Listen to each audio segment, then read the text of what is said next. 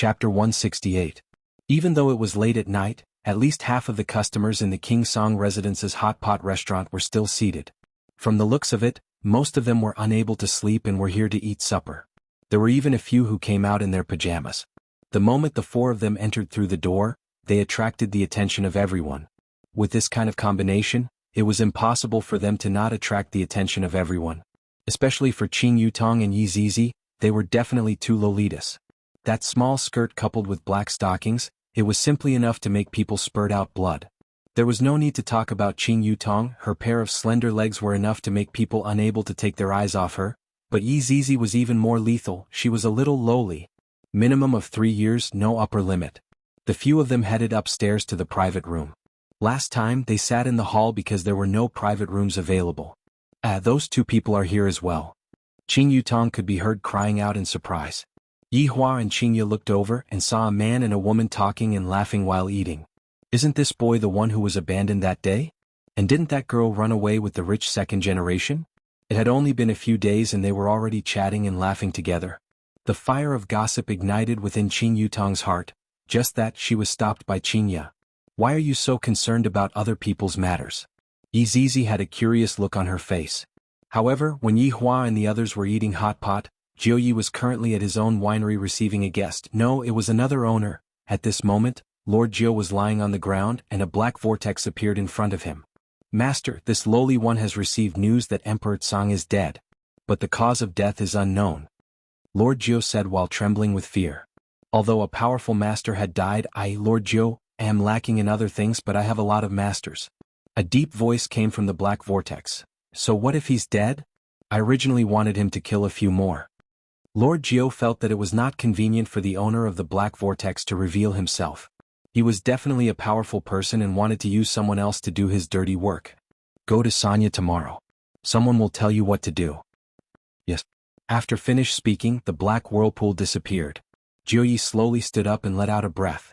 For me to be able to get to my current position, I have to rely on the help of these masters. Just that, why did Emperor Tsang die just like that? Originally, I still have a lot of things that I need him to do, what a pity. Lord Jiu took out his 8848 titanium phone, opened WeChat, found someone, and typed.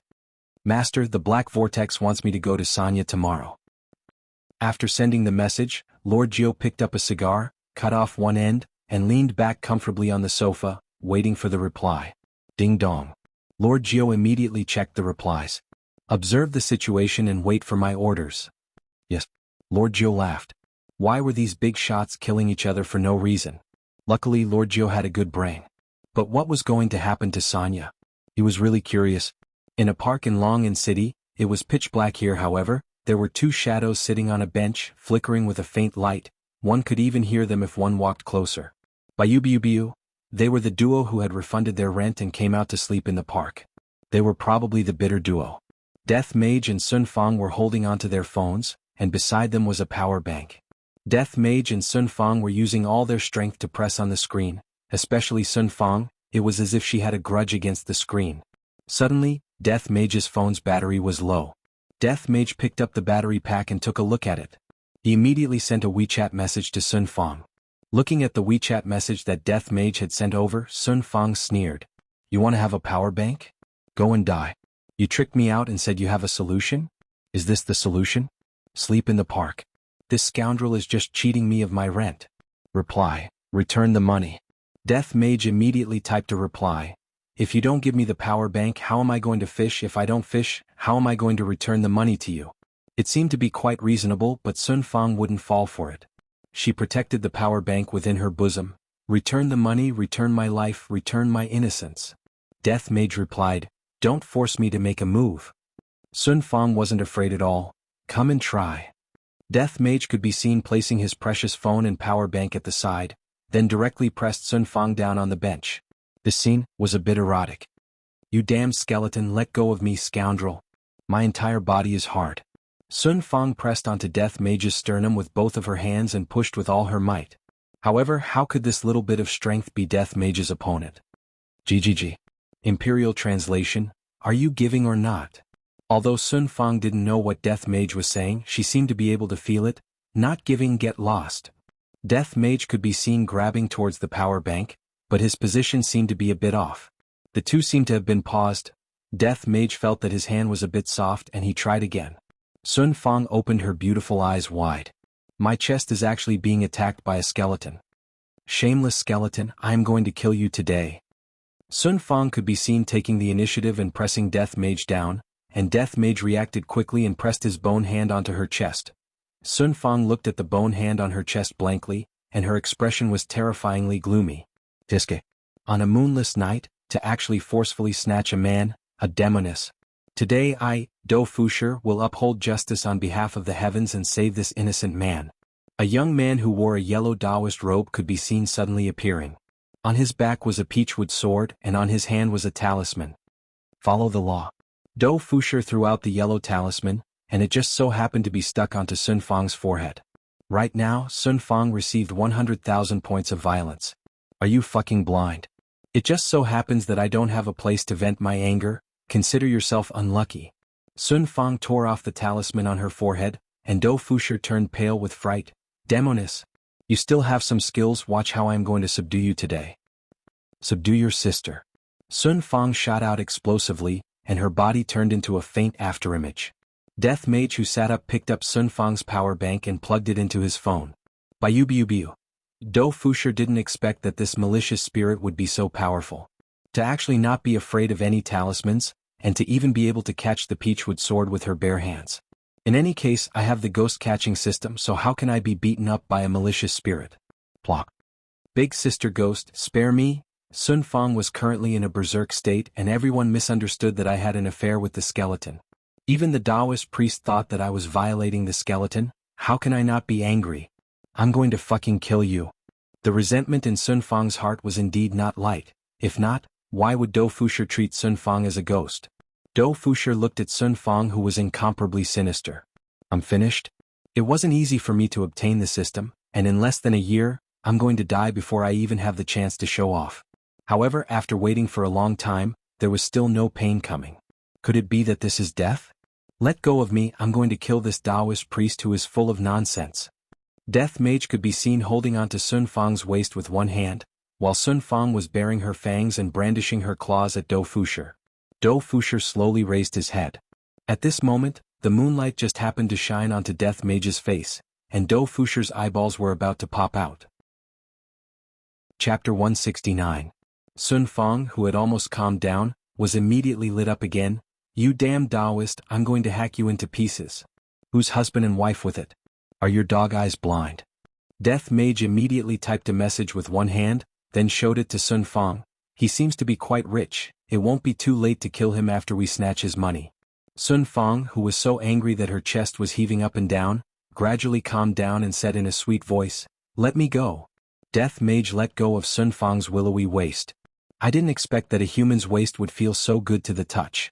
It is soft and very comfortable. It's no wonder that both his honor and master have women. This is probably what his honor likes, right? Hugging Sun Fang at night feels very comfortable. Looking at Sun Fang, who was not far away from Death Mage seemed to have understood why his honor wanted Sun Fang to fall madly in love with him. So this is a reward for me. I am truly stupid, only now did I understand his honor's painstaking efforts. I didn't expect that his honor would actually be so concerned about the private life of his subordinate. I am truly touched. Sun Fang walked up to Do Fushir and shouted, "Hand over the money." Do Fushir thought that he was going to die, but he didn't expect that the evil ghost couple only wanted money. Sister Ghost, this is all I have. Do Fushir took out his empty wallet. There was only about 20 yuan in it. He was even poorer than her. Sun Fang kicked him. It seemed like she was very angry. Don't think that I don't know. Who still carries cash these days? WeChat transfer. Sun Fang shouted. *CK. Now evil ghosts are in sync with the times. They're even using WeChat to commit robbery. He had underestimated this vengeful ghost's cultivation. Bastard. Hurry up and come over here. Sun Fang shouted towards Death Mage. However, Do Fushir, who was kneeling on the ground, was stunned.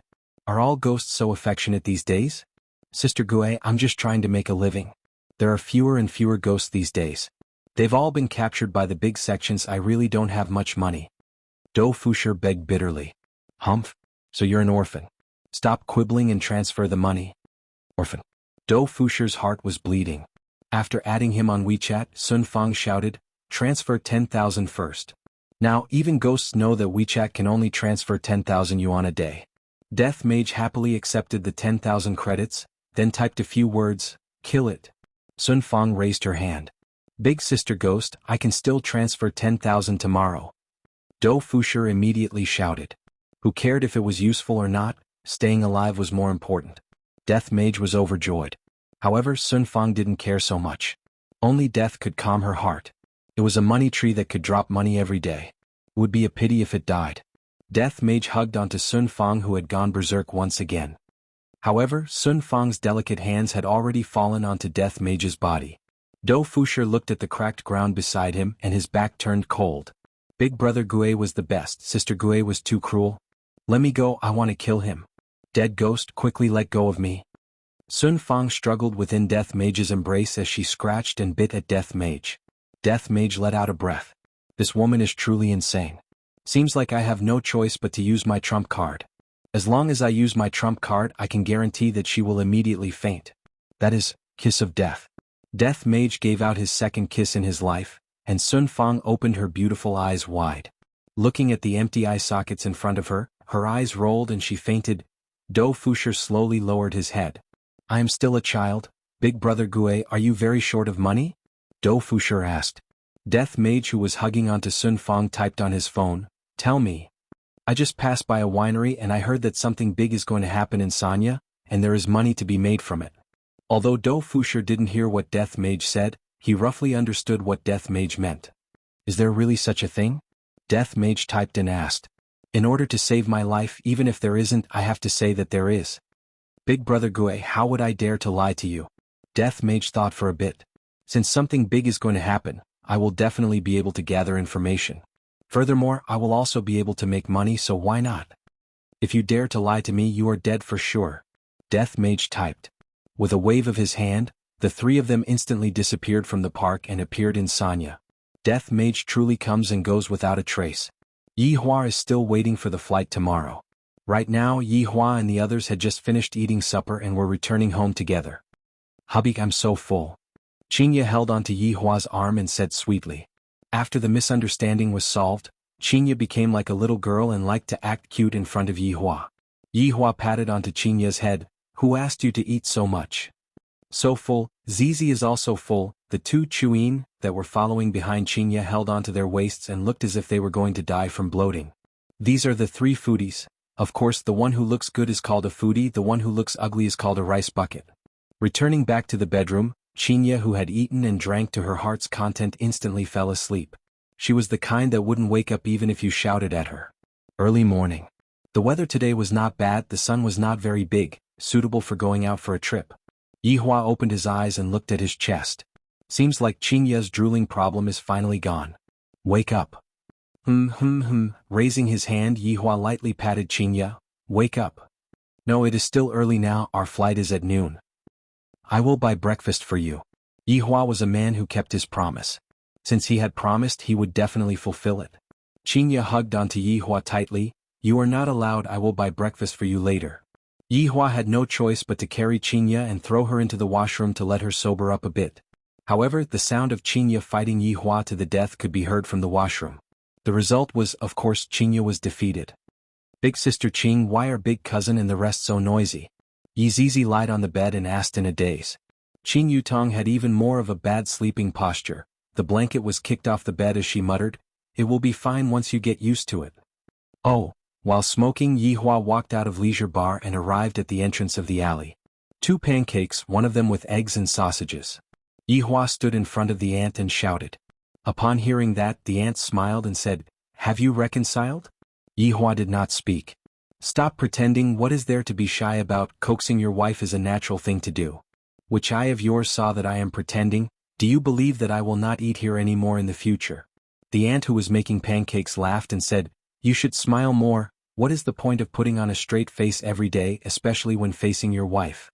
Preposterous logic. Yi Hua said indifferently. The ant was not convinced and a debate began. Qingya waited for a long time and did not see Yi Hua return, and was a little worried. Thus, she ran to the entrance of the alley and actually saw Yi Hua and the ant arguing about something. "Yi Hua, you too?" Qingya walked over and asked curiously. Yi Hua stretched out his hand and hugged onto the ant's shoulder, then said, "My wife, I will make the decision." The ant was speechless. Just a few days ago you two still looked like you were about to die. If not for Ant helping you, you two would not be able to reconcile so quickly. Next time don't expect Ant to help you. Chapter 170. While eating the ant's crepe, Yi Hua snorted. If it wasn't for the fact that the crepe tastes good, I wouldn't have come here to buy it from you. Qingya didn't know whether to laugh or cry as she hit Yi Hua. What are you doing? That ant actually said that I'm afraid of my wife. Just thinking about it makes me angry. While biting on the crepe that the ant made, Yi Hua scolded the ant. In actuality, every time Yi Hua went to buy breakfast, the auntie would always sincerely tell Yi Hua about it. In the beginning Yi Hua had the intention to kill Yi Hua, but at that time Yi Hua endured it. After a few years had passed, Yi Hua had actually gotten used to it. If I don't listen to the auntie's nagging, I would feel like I am lacking something. Humph, isn't it good to be afraid of me? Qingya laughed. Yi Hua chuckled and walked into leisure bar. Stop right there, what do you mean by hee? Qingya stomped her feet, then took a bite of the Chinese jianbing. So fragrant. After returning to the second floor, everyone began to clean up their clothes. Yi Hua looked at the three women. Are they preparing to move or what? Especially Qing Yutong and Yi Zizi, these two big chests. The box was almost as tall as Yi Zizi. Qingya dragged her luggage out and looked at her sister and Zizi. Why did you two bring so many things? Qing Yutong and Yi Zizi looked at Qingya's suitcase, then looked at their own suitcase. Cousin-in-law, your suitcase is even bigger than Zizi's. Qingya rolled her eyes at Yi Hua, who was leaning against the door. Your big cousin's clothes are also stuffed inside. Big brother is even lazier than Zizi.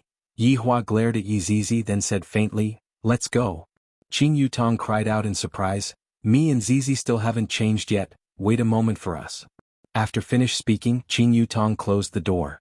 When Qing Yutong and Yi Zizi appeared once again, the corner of Yi Hua and Qingya's mouth couldn't help but twitch. It is one thing for Yi Zizi to wear a princess dress and hold a small umbrella, but you, Qing Yutong, are already so big and you are still wearing such a dress. The main point is still my face. Qingya's head was hurting. Sister, I have another set here. Do you want to change? Qing Yutong said elatedly. If it was only one person wearing it, it would be crazy, but if it was two people wearing it, two crazy people wearing it, at least there would be one companion. It would be best if big sister was dragged into the water, then there would be three crazy people. Yi Zizi turned around and giggled. Eldest Biaoga, eldest cousin-in-law, is Zizi beautiful? It must be said that Yi Zizi was indeed extremely cute, and there was no problem with Qing Yutong dressing up like this, but walking on the street like this, is it really suitable? Sai, let's go. Qingya said dispiritedly. She felt as if she was bringing along three children who were going out on a trip. Arriving at the airport, Qing Yutong and Yi Zizi instantly became the focus of attention. Basically, everyone was looking at the two of them and taking all kinds of photos. Especially Yi Zizi, uncles love her the most. 9 out of 10 Lolas are rich and there's still one. Qing Yutong and Yi Zizi were very magnanimous, and they put on various kinds of poses. An airport was forcefully turned into a cosplay exhibition, and if it wasn't for Qingya dragging the two of them away, the two of them would definitely play for an entire day. Qingya finally knew why Yi Hua said that on that day. My heart is so tired, I have to be their nanny. When they arrived at the VIP waiting room they finally stopped talking, but they were still discussing all kinds of clothes. Now you know that you have a headache. Yi Hua sat on the sofa and said faintly while looking at a magazine. Qingya let out a breath. I should have listened to Yi Hua back then, so tired. It's all master's fault. I'm just a servant.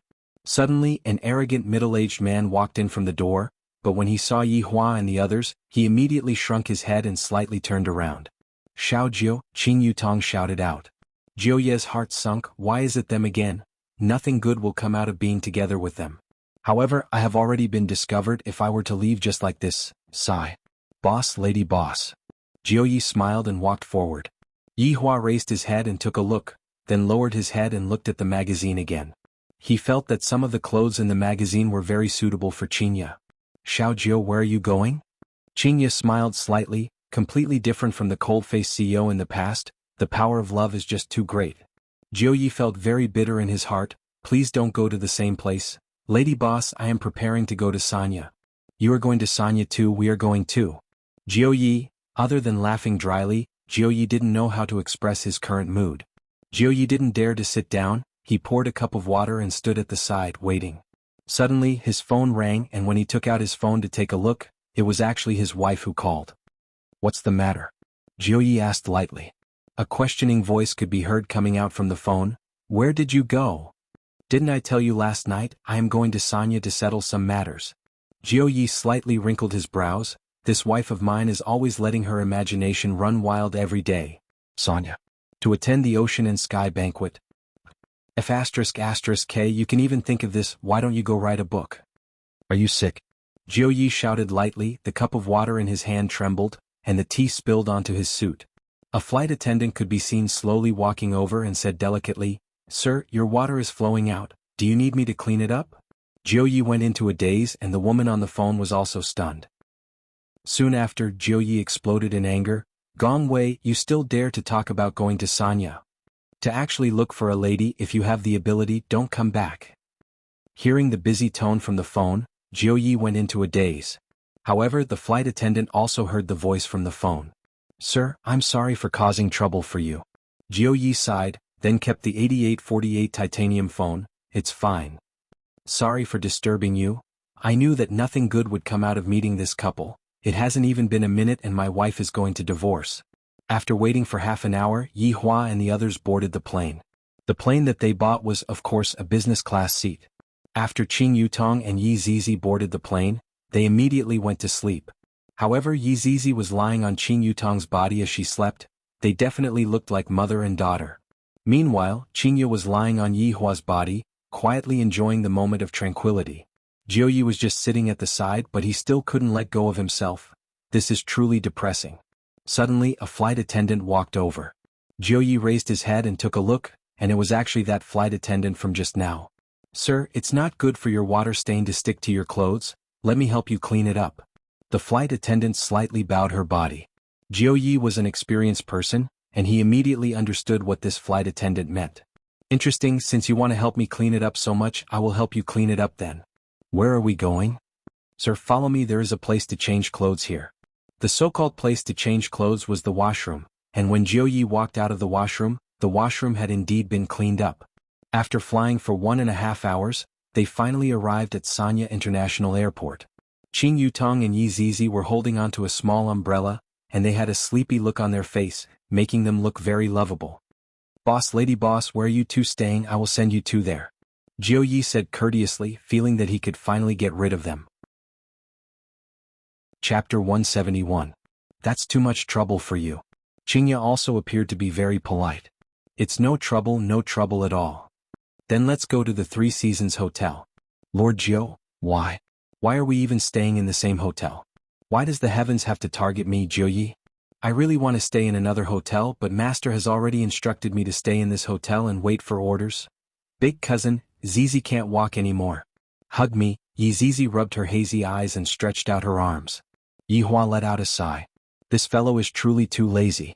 Just as Yi Zizi was about to carry Yi Zizi, Qingya was faster than Yi Zizi. Yi Hua was speechless. Yi Zizi could be seen hugging onto Qingya's white neck, and immediately fell asleep. Yi Zizi was famous for being lazy. When she was bored, she would sleep, and it was the kind of sleep that lasted only seconds. The longest time she slept was several months. The Three Seasons Hotel was located by the sea. Its location was excellent, and it was a 5-star hotel with complete facilities. One could face the sea when they woke up in the morning. This feeling was very comfortable, but the price was not cheap. After arriving at the hotel, Yi Zizi was once again full of energy, and was chattering non-stop with Qing Yutong. Without thinking too much, these two were definitely discussing to do something bad. There were a lot of people going in and out of the Three Seasons Hotel, causing Qingya to be a bit puzzled. Although it is currently the tourist season, the number of people here is a bit too much, right? Yi Hua felt that these people weren't ordinary people, and he was rather curious in his heart. What are so many people gathering here for? Shouldn't they be discussing about going to the north to snatch the ancient godly item? After Jiuyi arrived at the hotel, he hurriedly took his leave. Although I really want to hug onto this thigh, but I feel that this thigh is very dangerous, even more dangerous than those masters. The main thing is that Jiuyi doesn't have any confidence in his heart. This boss doesn't play his cards according to common sense, and furthermore I can't see through him. Fortunately, I booked a room yesterday," Qingya said with a light smile. Yi Zizi, who was at the side, was holding a small umbrella and licking her lips. There was so much delicious food in front of her. She almost couldn't hold it in anymore. Qing Yutong also held onto the small umbrella and acted cute. After poking Yi Zizi, Qing Yutong's eyebrows twitched. Yi Zizi immediately understood and raised his eyebrows. It seemed like the two of them didn't even need to talk to communicate anymore. They could only use their eyebrows. After taking the room card, everyone went upstairs to rest. Qing Yi decided to start taking the wedding photos tomorrow, then properly accompany Yi Hua to have a good rest and treat it as a honeymoon. While Yi Hua was currently on vacation happily, little Ali, who was far away in Voidless Realm, wasn't so lucky. He finished his homework in the morning, ate his lunch, and practiced his swordsmanship in the afternoon. Right now, Dong Huangli was brandishing a sword that was even longer than Dong Huangli. Dong Huangli's face was covered with sweat, but Dong Huangli didn't complain about it. Dong Huangli's eyes were filled with determination.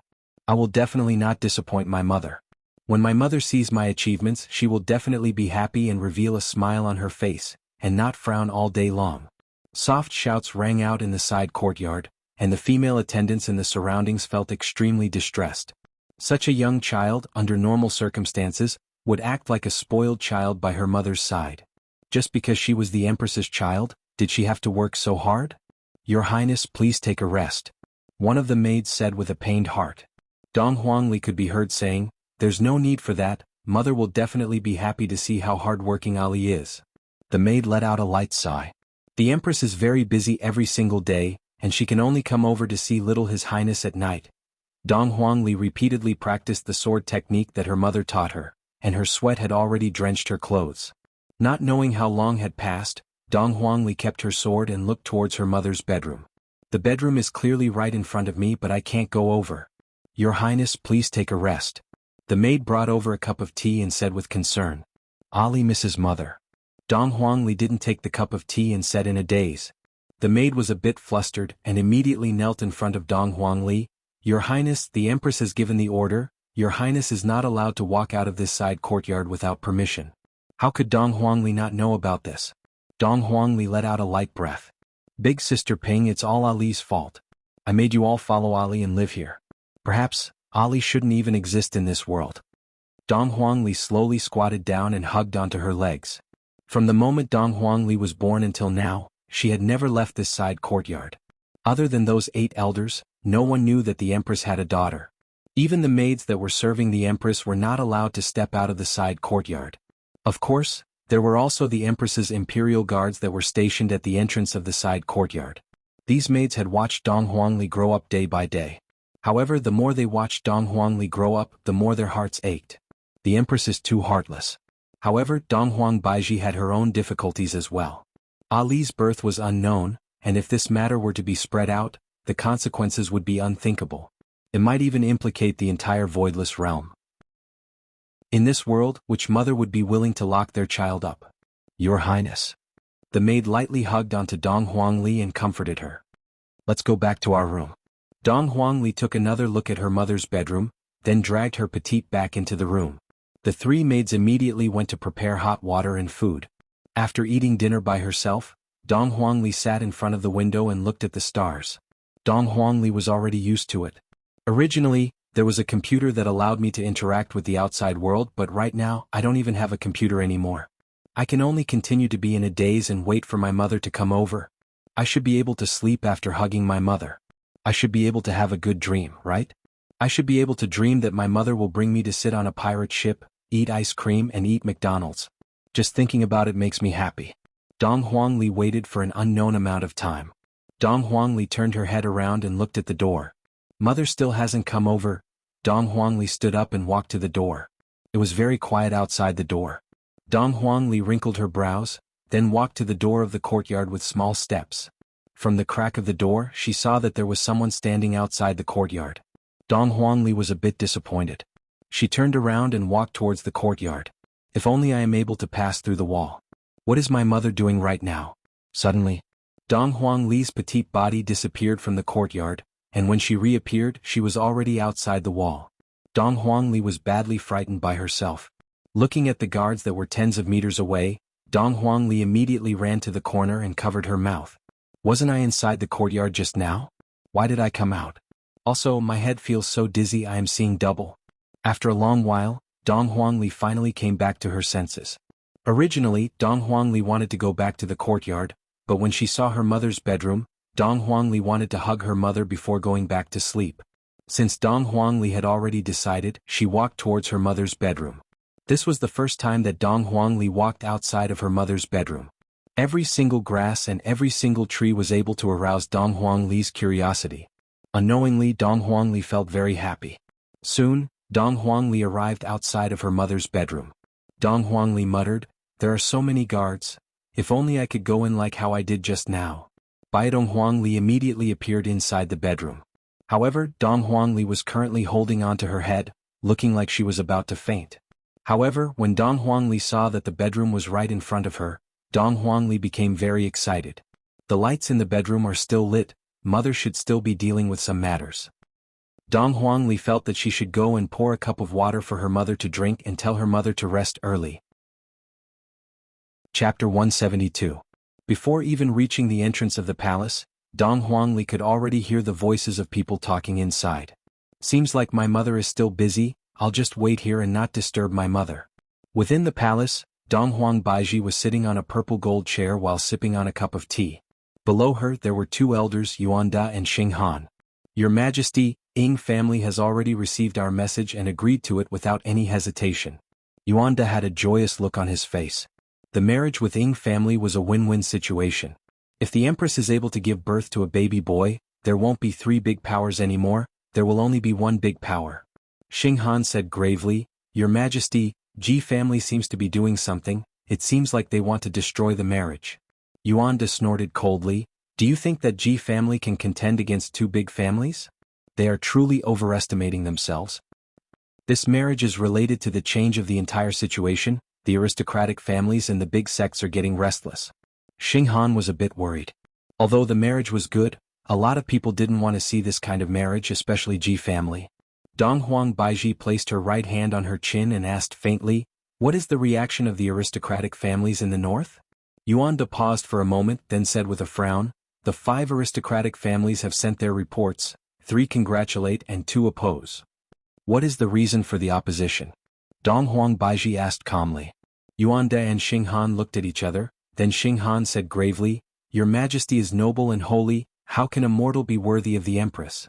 Dong Huang Baiji laughed lightly, but she didn't say anything. After a while, Dong Huang Baiji asked, "What is the situation inside Ying family?" Ying family's eldest young master seems to be a bit unhappy after receiving the news, and the second young master, Ying Kongshi, is holding a banquet in Sanya. Xing Han said with a smile. Dong Huang Baiji said calmly, "He is happy. Of course, being able to marry the Empress is his good fortune. Furthermore, the betrothal gifts are still being prepared, and we will be able to set off tomorrow morning." Bang! A clear and melodious sound interrupted everyone's conversation. Yuan Da and Xing Han's expression darkened, and they immediately disappeared from where they stood and appeared outside of the palace. When they saw Dong Huangli, who had a surprised look on her face, they immediately paid their respects. "Your Majesty." Dong Huang Baiji walked out slowly. Looking at the teacup that was knocked over and her daughter who was still in a daze, Dong Huang Baiji said, "Regarding the matter regarding the betrothal gifts, I'll leave it to you two. Go and check if anyone has seen Ali. If there is, you two should know what to do." "Yes. Yes." Dong Huang Baiji carried on to her absent-minded daughter, then disappeared from the bedroom and appeared in a small house within the courtyard. Lightly placing down her daughter, Dong Huang Baiji said gravely, "Kneel down." Dong Huangli stood there foolishly, her entire head was completely stupefied. Mother is actually going to marry someone else? Mother doesn't want me anymore and doesn't want father anymore. "Kneel down." Dong Huang Baiji shouted out in a low voice. "It is fortunate that I did not make a huge mistake tonight, however, I was truly too mischievous." Dong Huangli could be heard saying, "I won't kneel. I dare you to say it one more time." Dong Huang Baiji looked at her daughter in disbelief. She actually dares to talk back to me. "I won't kneel, I hate mother." Dong Huangli's body trembled, and 2 streams of tears flowed out from her eyes. Dong Huang Baiji's expression immediately changed as she raised her hand up high. However, Dong Huangli did not have the slightest bit of fear as she looked at her mother who seemed unfamiliar to her. In the end, Dong Huang Baiji didn't manage to slap Dong Huang Baiji. Dong Huang Baiji retracted her hand. Ali, why do you hate mother? Is it because mother locked you up in here? Dong Huangli questioned her mother like a little adult. Mother, you are being disrespectful to father. Your father is already dead, why should I be disrespectful to him? In any case, if mother were to marry another man, it would be disrespectful to father. Furthermore, if mother were to give birth to another baby, she would definitely not want Ali anymore. Upon thinking that her mother would never come back to her house again, Dong Huangli cried even louder. Dong Huang Baiji let out a sigh and prepared to carry her stubborn daughter. However, who knew that Dong Huangli would not allow her to carry her daughter and struggled free from her mother's embrace. Ali, you don't have to worry about adults' matters, you just have to do your homework. Dong Huangli could be seen kneeling onto the ground and begging, Mother, can you not marry another man? Is it because Ali is not good enough? Ali can sleep a few hours less in the future. As long as mother is happy, Ali is willing to do anything. Dong Huang Baiji's expression changed, however, she gradually regained her calmness and said, Go and rest early. After finished speaking, Dong Huang Baiji walked out of the house. However, when Dong Huang Baiji closed the door, a stream of tears flowed out from her eyes. However, very quickly the tears evaporated, and the delicate look on her face disappeared. Ali, who was inside the house, sat powerlessly on the ground. Mother doesn't want me anymore. Within the Three Seasons Hotel, Yihua had already fallen asleep while hugging onto Qinya, and Qinya, who was sleeping, had a smile on her face. I reckon that she was having a good dream. In another room, Qin Yutong and Yi Zizi began changing their clothes again. Big sister Qin, what clothes are we going to wear tonight? The uniform is still 2D and it is still the maid uniform. Yi Zizi flipped through her suitcase, and inside the suitcase, there were all beautiful and cute clothes. Qin Yutong took out a set of nurse uniform, then revealed out an evil smile. Zizi, how about this set of mine? Awesome, then what should I wear to go to the disco dance? Yi Zizi said dispiritedly. Big sister will help you choose, this lowly version of the teacher uniform is quite cute. While big sister Qing's eyes sure are good, it is the same as what Zizi was thinking. Yi Zizi hugged onto the clothes, seemingly like they were treasures. Change into the clothes, let's go. Go. Not long after, the two changed into the uniforms. There was no need to talk about Qin Yutong, she wore a little white cap, matched with the nurse uniform and added with white stockings. She was simply able to make people's blood spurt out. However, if Qinya were to see her little sister's appearance, she would definitely pick up a kitchen knife and chase after her, because right now, Qin Yutong still looked like her big sister. The lowly version of the teacher uniform on Yi Zizi was even more incredible, especially those two ponytails. Yi Zizi really wanted to grab onto one with each of her hands. Damn, Zizi, you are too cute, let big sister kiss you. Don't want. I won't let you kiss me. Qin Yutong didn't care so much and directly pounced onto Yi Zizi. The scene was a bit erotic, fill in the blanks yourself. After playing around for a short while, the two walked towards the bar downstairs of the Three Seasons Hotel. When the passers-by saw the two's attire, they were undoubtedly dumbfounded. Dressing up like this in the middle of the night, aren't you afraid of losing contact? In another room of the hotel, Jiuyi also received the orders of his two masters. Right now, Jiuyi was very gloomy. My two masters actually told me to go and kill someone, and it is even the same person. Isn't this too much of a coincidence? If I knew that it would be like this, I would have called someone else. I am not an assassin. Looking at the photo on my phone, this man is quite handsome. It is a pity that he provoked someone that he shouldn't have provoked. Jiuyi raised up the two bottles in his hands. Killing someone without a trace. I heard from my masters that after drinking this medicine, I won't die for the time being, but when I want to die, I will die.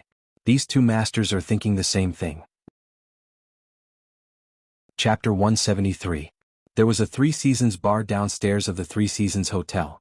The place was quite big and the business was also very good. There was no shortage of men hunting for sex, and there was no shortage of women seeking excitement. As long as you had money, you could really do whatever you wanted here. The DJ in the bar stirred up the atmosphere. Countless young men and women shook their bodies crazily, enjoying the excitement of physical contact with strangers. In the corner of the bar, two men sat in the booth. They were dressed in ordinary clothes and were not eye-catching. However, no one could have imagined that one of the men was the second young master of the Ying family, Ying Kongshi, and the other was his personal attendant, Lu Bai. The two of them had been master and servant since they were young, and their relationship was quite good. At this time, Ying Kongshi was shaking his head along with the rhythm of the music. He was in a great mood, but Lu Bai, who was beside him, seemed very worried. Young master, let's go back. It's enough for your wedding. Don't cause any trouble. Lu Bai suggested. When the young master received the news today, he was so excited that he almost went to the heavens. Not only did he want to hold a banquet, he even sneaked out to have fun tonight. Kangshi laughed and shouted, "Bibi, cheer up. Who would know that I'm here? But I'm afraid that young master will harm you." Lu Bai said worriedly. "Do you know why Her Majesty chose me and not him?" Kangshi asked with a confident smile. Lu Bai shook his head. Kangshi patted Lu Bai's shoulder. "Who would choose a troublemaker? Of course they would choose someone who is easy to control, just like me." Lu Bai came to a sudden realization. Young master is wise, but marrying him will damage young master's reputation. Kangshi laughed out loud and lit up a cigarette. "Bibi, you really don't know anything. Being able to suppress the empress makes my life worth it." Young master is right. It's a pity that the Eastern Emperor doesn't have a male successor. Otherwise I wouldn't have a share in it. In the end I'm just a sower. But no matter what, the seed is still my Ying family's. Kangshi gradually stopped smiling and said in a low voice. "Of course, young master is currently the person that all men in the world are envious of, and the expression that young master had today was also, 'Haha, my brother probably wants to kill me. Young master, let's go back. Safety is more important.'" Lu Bai continued to persuade. Kangshi smiled and said, all right, let's go back after playing for a while. Order a fruit platter and 2 bottles of beer." Lu Bai sighed. The young master was probably bored to death. The things of the secular world were just so attractive. At this moment, Qing Yutong and Yi Zizi had also arrived at the entrance of the bar. 4 beautiful women, there was no need for them to queue up, and they were directly allowed to enter. However, when the 2 of them appeared in the bar, everyone who saw them was stunned. This big and small pair was too awesome. It was Yi Zizi's first time in a bar. She became excited as soon as she heard the music. Her ponytail began to flutter and her hair opened up. She was ready for a big cleaning. "Zizi, are you high?" Qing Yutong shouted out loudly. Yi Zizi paused for a moment. Her ponytail calmed down and she asked loudly, "Sister Qing, what are we going to do now?" "Of course we are going to shake it." Qing Yutong held onto Yi Zizi's hand and walked towards the dance floor. Just when they turned around they bumped into a person, and the beer on the plate immediately fell onto the ground and shattered. Lord Jiao stared blankly at the broken wine bottle. He had changed into his work clothes the moment he arrived at the bar. All of this had been arranged beforehand. Now that the opportunity had come, the medicine had already been administered. The target was just 15 meters away, and yet this woman knocked the target the moment she turned around. Jiao Ye's heart was bleeding. "Xiao Jiao, why is it you?" Qing Yutong cried out in surprise. When Jiao Yi saw this face, he finally knew why he was so unlucky. "Oh my god, these people are really haunting me. Forget about it being on the same flight, they even stayed in the same hotel. They even bumped into me when I was doing a mission and they even spilled my poison. But luckily I still have 1 more bottle." "You got the wrong person." Jiao Yi lowered his head, turned around and left, and continued to administer the medicine. Qing Yutong pouted her mouth but did not really care about it. Pulling Yi Zizi along, she ran to the dance floor and had fun. Sure enough, when the 2 girls ran to the dance floor, they immediately became the focus of attention. Everyone surrounded them into a circle and shouted out. Qing Yutong was a celebrity, her dancing skills and whatnot were not difficult for her. It was Yi Zizi's first time dancing and she did not really understand, but when she saw Qing Yutong twisting and turning, she started learning and very quickly she found the feeling. A beautiful woman that was bubbling with beauty and a cute little loli. There were a lot of people at the scene who were currently opening up Baidu and searching how many years they would be sentenced to. Those 2 are a bit interesting. Kangshi also noticed Qing Yutong and Yi Zizi who were on the dance floor. Lu Bai nodded his head. "Gongzi's eyesight is indeed unique. Do you need me to go?" "Go ahead, this big and small pair are truly not bad." Kangshi's eyes shone. This kind of beauty is too rare to see. Qing Yutong and Yi Zizi enjoyed everyone's gazes and they felt great, and Yi Zizi became a bit excited again. I am almost unable to control the feeling of sucking people." Yi Zizi pouted her small mouth. Although it was not interesting for ordinary people to suck people, it was still better than nothing. "2 misses, can you give me face and drink a cup of wine?" Lu Bai could be seen walking in front of the 2 of them and shouting. Qing Yutong pulled Yi Zizi and straightforwardly agreed. There is a free drink to drink, it would be a waste not to drink. Lu Bai thought that it would be very hard to persuade them, but he didn't expect that it would be so easy. Seems like Gongzi is going to have good luck with women tonight. Seeing a beautiful woman leaving with a man, everyone was envious. This kind of thing is hard to encounter even once a year. Arriving at the booth, Ing Kongsher stood up, then stretched out his hand in a refined manner. Nice to meet you too. However, Qing Yutong and Yi Zizi ignored him and even more so, did not stretch out their hand and directly sat on the booth. Ing Kongsher retracted his hand a bit awkwardly. All beautiful women have such personality. Big sister Qing, I am a bit thirsty. Yi Zizi pulled onto Qing Yutong's arm. Qing Yutong looked towards Ing Kongsher and said with a smile, handsome brother, you don't even have wine here, why did you call us over? What? No problem. Ing Kongsher nodded his head towards Lu Bai, and the latter immediately went to make arrangements. Beautiful woman, did you come to Sanya for a vacation? Ing Kongsher revealed a smile that he thought was very handsome. Yi Zizi said coquettishly, I'm not telling you, damn, this little loli is simply too cute. If I were to grab onto those two ponytails, how refreshing would that be? If I were to add on the service of this beautiful woman, I would simply be as excited as pressing down on an empress. Mister, your wine is here. Jiao Yi walked over with a smile and placed 2 bottles of beer on the table. However, when he saw Qing Yutong and Yi Zizi, his expression immediately stiffened.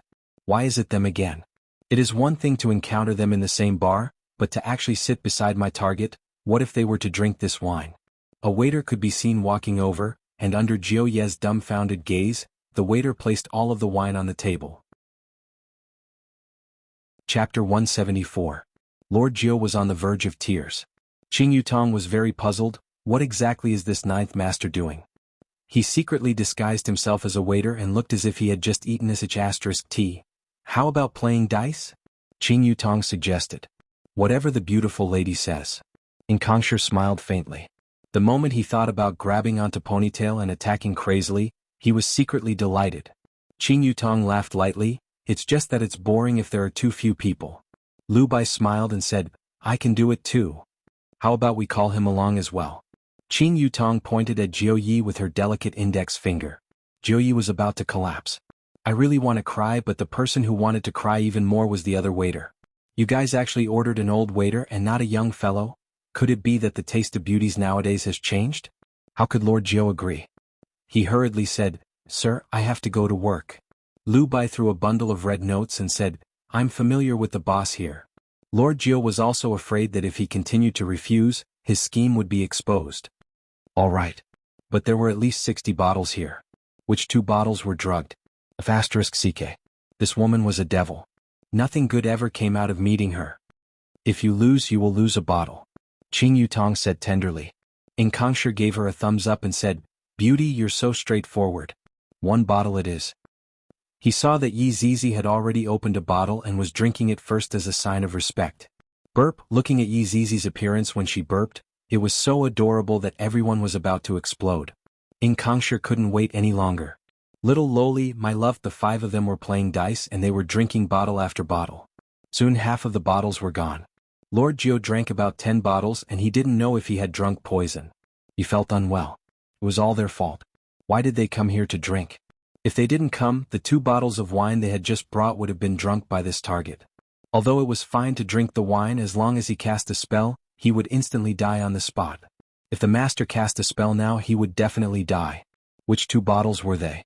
Because he was worried about the poison wine bottle, Lord Jiao was not in the mood to play the game. But because he was not in the mood to play, the chances of him losing were higher, so of course he drank more. Not long after, the wine bottles on the table were emptied. Just who was it that drank those 2 bottles, Jiao Yi also did not know, but he knew that the probability of him being the one that drank those 2 bottles was higher. This beer is boring, serve it white. Qing Yutong snorted. Ing Kongsher couldn't wait to get them drunk. Therefore he simply used the liquor with the highest alcohol content. Of course he didn't drink it 1 bottle at a time. Instead he drank it in small cups. Other than Jiao Yi, those sitting here were either old monsters or people with systems. Of course there were also 2 cultivators. The pitiful Jiao Yi was probably going to cry himself to sleep in the toilet. Why did the immortals call a mortal like him to join in on the fun? Yi Zizi was a little bored. It was not as exciting as I stab you and you stab me. She was playing with Ing Kongsher's Zippo lighter. Lord Jiao could no longer hold on and was the first to fall. The others were like drinking water. The drunk Lord Jiao revealed a gratified smile. He must have dreamed that he had completed the mission. Beauty, you've lost again. Ing Kongsher chuckled. However, it was strange. This woman had already drunk quite a bit. Why wasn't she drunk? Qing Yutong snorted, then looked at Yi Zizi who was playing with the lighter, then said, "Handsome brother, your luck is not bad." Qing Yutong could be seen standing up, then filling up the beer for herself, then filling up the beer for Ing Kongsher. However, right at this moment, Qing Yutong seemed to be a little unstable. She swung her delicate hand, and a small cup of liquor spilled onto Ing Kongsher's crotch. Yi Zizi was startled. She swung the lighter in her hand, and it just so happened to land on Ing Kongsher's crotch. "Big sister Qin, are you drunk?" "Fire! Fire! Fire!"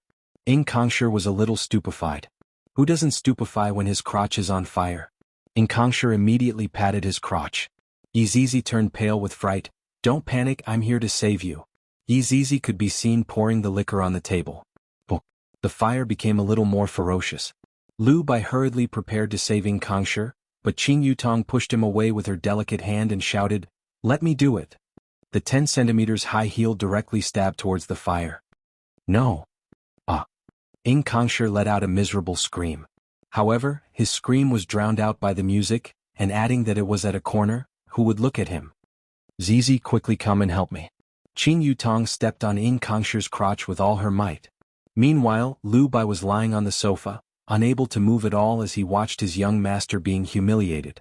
Yi Zizi's body was rather short, and thus she stood on the sofa and stepped on the fire. Ing Kongsher, who had fainted, was woken up by the pain, and he just happened to see Yi Zizi's foot landing on the fire. "Don't."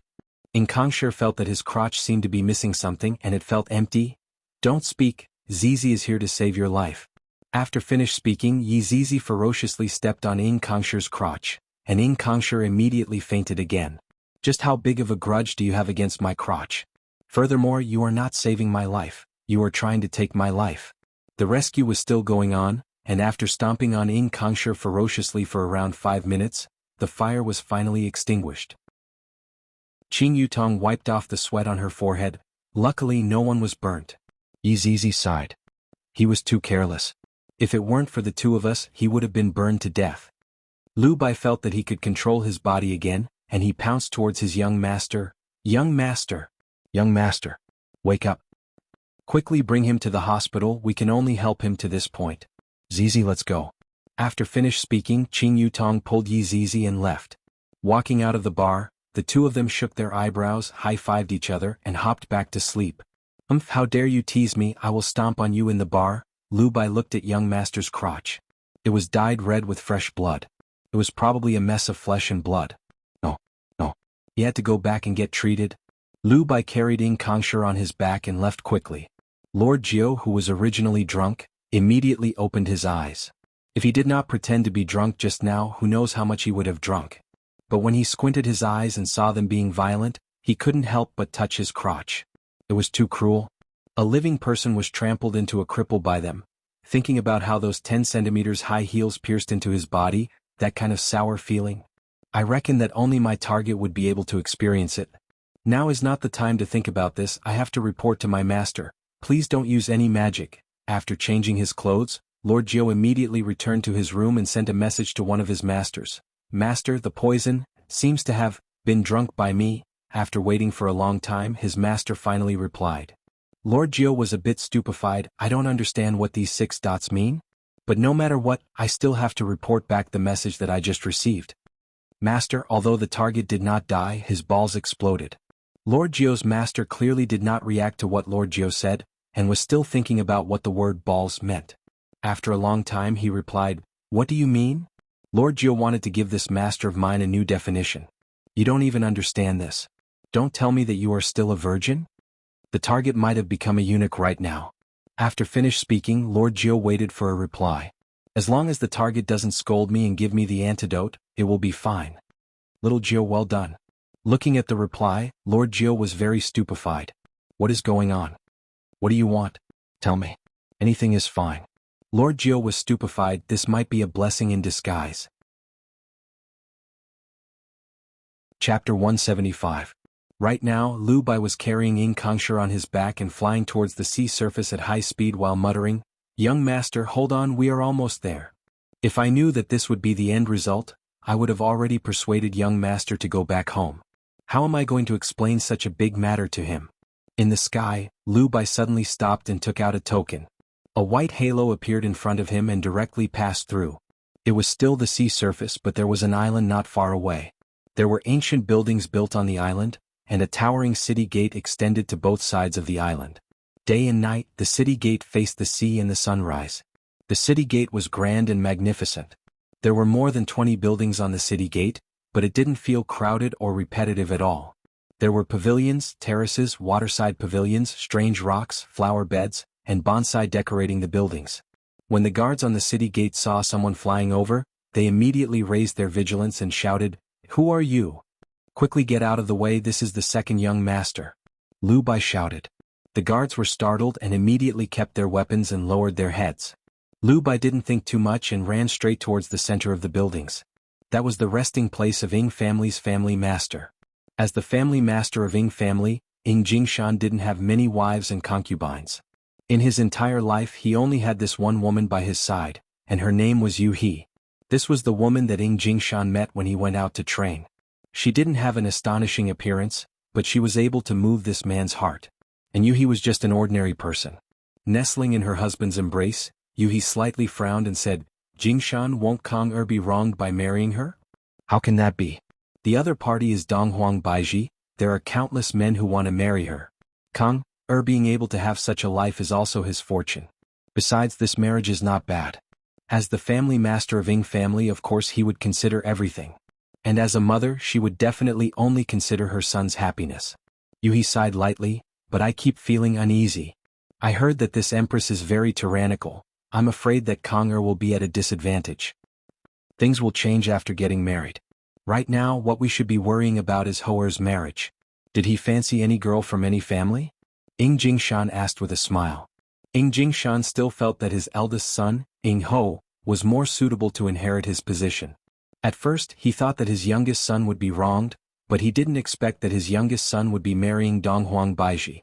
Looking at my eldest son's attitude today, it seems like he is unwilling to give up. Thinking about it, it makes sense.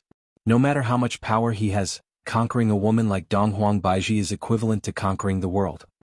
Had been working hard since he was a child, striving to become the next patriarch of the Ying family. Kong on the other hand, didn't work so hard. It seemed that he didn't want to be the next patriarch, nor did he want to fight for it. Now things were great. With a single word from the empress, his younger brother's status would far surpass his own. How could he be willing to accept this? If he did not work hard, he would soar into the sky in a single bound. "Jingshan, I think it's better not to talk about Hoer's marriage now. After all, Kong's partner is the empress. It's inevitable that Hoer will feel unbalanced. If he finds an ordinary woman, won't he be even angrier? I don't want to see the two brothers have a falling out." Although Yuha was an ordinary person, after marrying Ying Jingshan, she had slowly learned this kind of worldview. Ying Jingshan let out a deep sigh. "I really don't know if this empress' words are good or bad. Our Ying family just wants to live peacefully, that's all. Whatever power struggle, let it be." Suddenly there was a commotion outside. It had been a long time since something like this had happened in the Ying family. "I'll go take a look," Ying Jingshan said in a deep voice. "I'll go with you." The two of them put on their black silk nightgowns and walked out of the room. They immediately looked at Lu Bai and cried loudly, "Patriarch Madam, quickly save young master, he's dying." Yi Zizi and Qin Yutong didn't go easy on Yi Zizi and Qin Yutong, especially Qin Yutong. She was stepping on Yi Zizi and Qin Yutong to death. If Qin Yutong knew that the one she stepped on this time was the second son of Ying family, would she have a different reaction? "What's going on?" Ying Jingshan shouted. He hurriedly checked on his son's injuries, and his expression was terrifyingly heavy. Lu Bai wailed loudly, "Patriarch, young master is so pitiful, he was trampled on like this." Ying Jingshan's eyes widened as he bellowed, "Quickly call divine Dr. Song over." When Yu He took a closer look, she immediately had a feeling of dizziness. "My son's crotch is filled with blood." After a while, divine Dr. Song arrived. At the same time, Mark Ying also arrived. His appearance was slightly worse than Ying Kongshi's.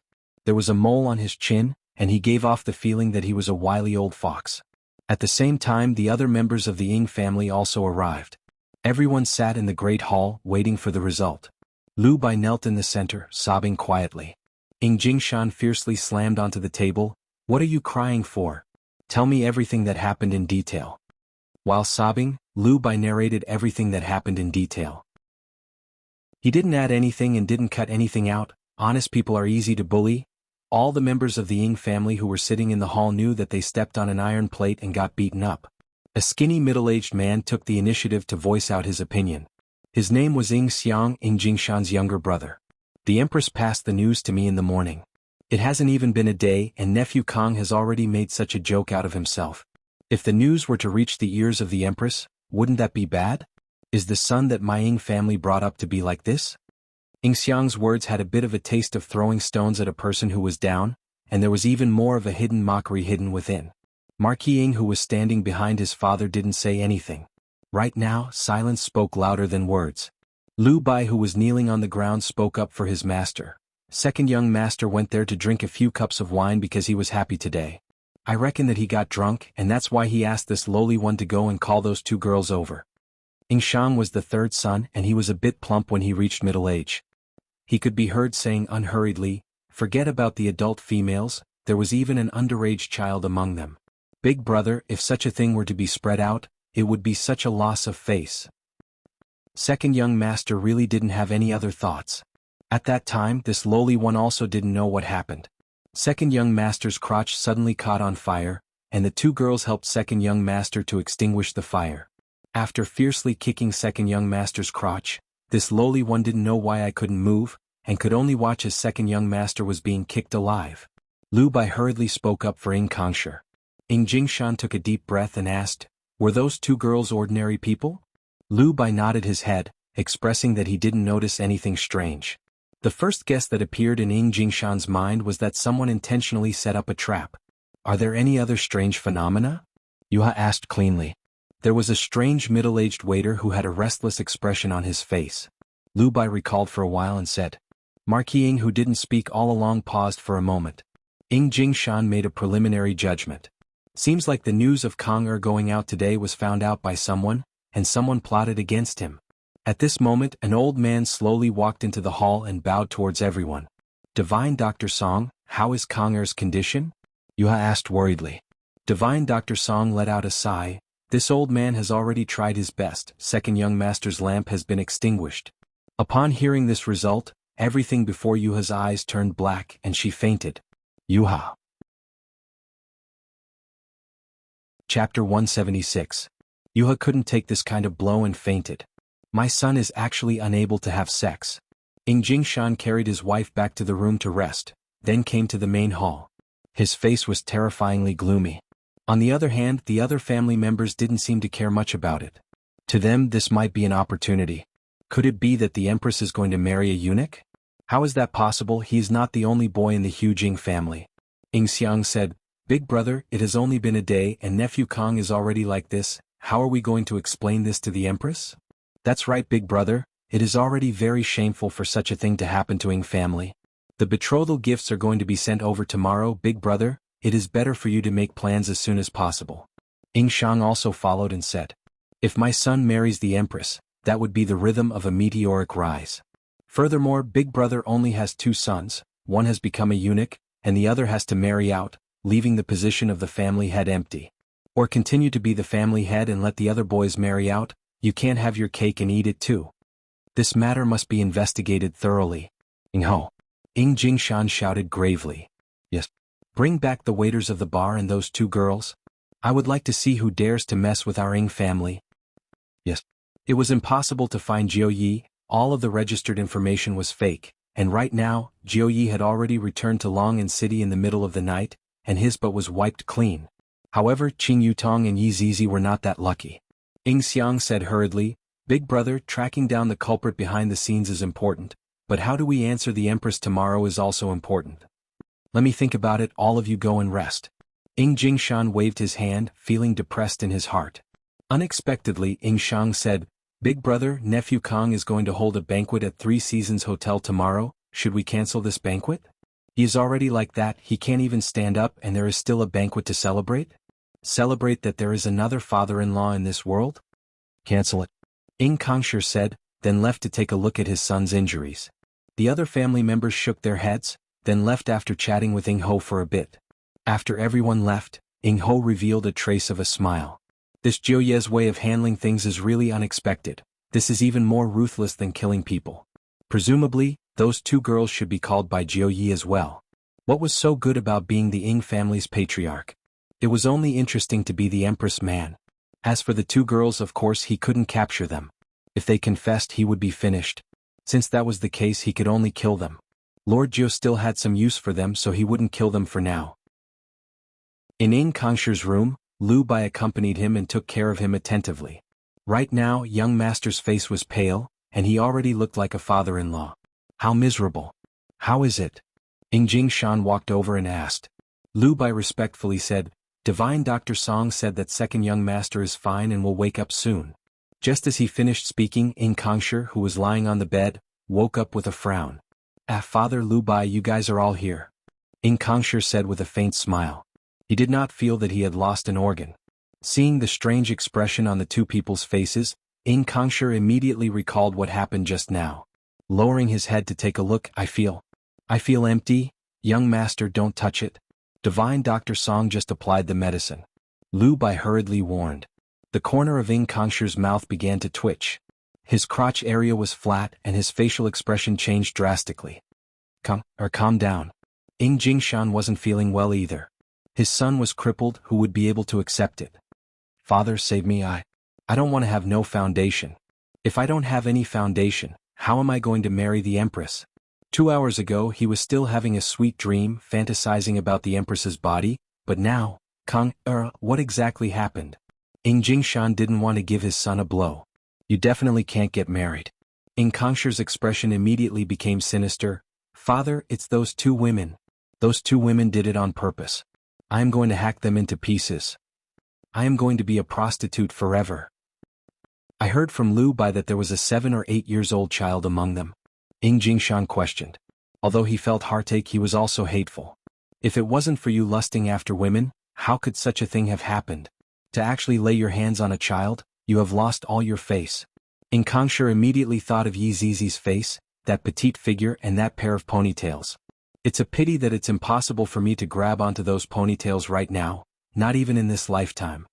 Father, I only invited them for a drink, I don't have any other motive. Ying Kongshi hurriedly explained. Ying Jingshan let out a deep sigh. Father, I still have to hold a banquet tomorrow. I will cancel it for you. You just have to properly recuperate at home. Ying Ho has already caught the person who injured you. After finished speaking, Ying Jingshan walked out. His mood was very bad. Cancel. How can I cancel it? If I do that, wouldn't I be ridiculed by everyone? Ridiculing me for standing up is better than ridiculing me for being a father-in-law. Ying Jingshan's thoughts were very simple. This matter can't be spread out. If there is a need, can't go out in this lifetime. Ying family can't afford to lose this face. However, this is impossible. Ying family is definitely going to lose this face. Young master. Lu Bai shouted out in concern. Ying Kongshi's eyes were lifeless. He wasn't stupid. Father's meaning just now was very clear. I who have no foundation, it's impossible for me to marry the Empress. I am not resigned. I have to be so careful when I go out tonight. I must have been discovered by someone. Big Brother is the biggest suspect. Thinking back to Big Brother's expression in the morning, Ying Kongshi seemed to have already confirmed it, and thought silently in his heart, if I can't get it, don't even think about getting it. Looking at the young master's pair of gloomy and cold eyes, Lu Bai was endlessly worried. Within the Three Seasons Hotel, Qin Yutong and Yi Zizi took a bath and wore cute pajamas. It was normal for Ying Kongshi to have such a thought. Even if there wasn't Ying Kongshi, there would still be other tycoons who invited them, and the ending should be more or less the same. Ying Kongshi can only blame himself for being too unlucky. He is destined to not be able to become the Empress man. Zizi, you were really smart just now. Qin Yutong pinched onto Yi Zizi's little face. Originally, when she saw Yi Zizi playing with the lighter, she conveniently knocked over the wine glass, and very quickly Yi Zizi's little hand trembled, causing the lighter to fall onto the glass. One could well imagine what would happen if the two of them were to stay together. This was also the reason why Yi Hua didn't want Yi Zizi and Qin Yutong to be together. To Yi Zizi this was just a child's play. Yi Zizi revealed out 2 cute little dimples. Humph, Zizi has long been unable to stand the sight of him. Originally, I wanted to burn him with fire. Damn, Zizi, you are so violent, this won't do, girls have to be more obedient. Qin Yutong guided attentively. Big sister Qin, Zizi learned it from you, you are so straightforward when you step on him. Qin Yutong's eyebrows twitched. Yi Zizi immediately understood. The two turned on their computers. It was impossible for them not to eat chicken before going to bed. Chapter 177. This person was dressed in black and he hid well in the dark. An assassin like him didn't need to sneak in at all. He could just fly up and enter through the window. The mission this time was just two ordinary people. It was too easy. Gently floating on the balcony, the black-clothed man took out a short dagger and smeared a layer of poison on it, killing without leaving a trace. Sneaking a peek at the room at the side, the lights were still on. The man in black started to walk into the room with a sinister smile on his face.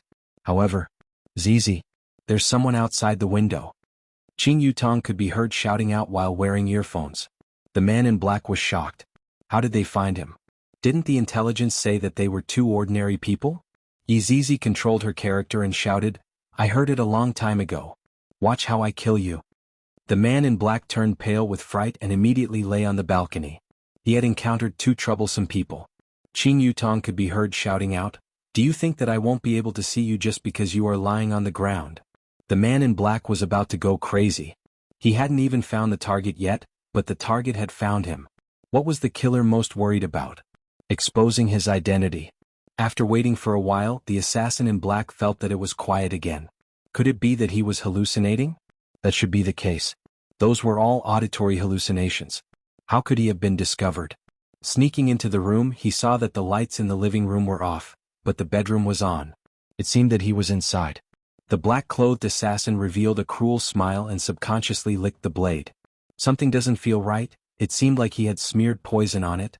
Timdy. His mind was unsettled by what he did just now, and he was actually licking poison. The black-clothed assassin immediately took out the antidote and drank it. He heaved a sigh of relief and went back to the bedroom. There are footsteps.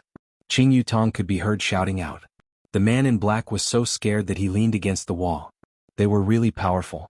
His footsteps were almost silent, but they could actually hear him. Zizi giggled and said, Sister Qing, we've stopped a fool. The black-robed man's expression changed. Could this be a trap? He actually jumped into someone else's trap. Zizi, don't move. Wait for me to get my weapon. I'm going to blow his head off today. Qing Yutong's delicate shout rang out again, and this frightened the black-clothed man. He had really fallen into someone else's trap. No. This mission was too difficult. He had to call for more helpers.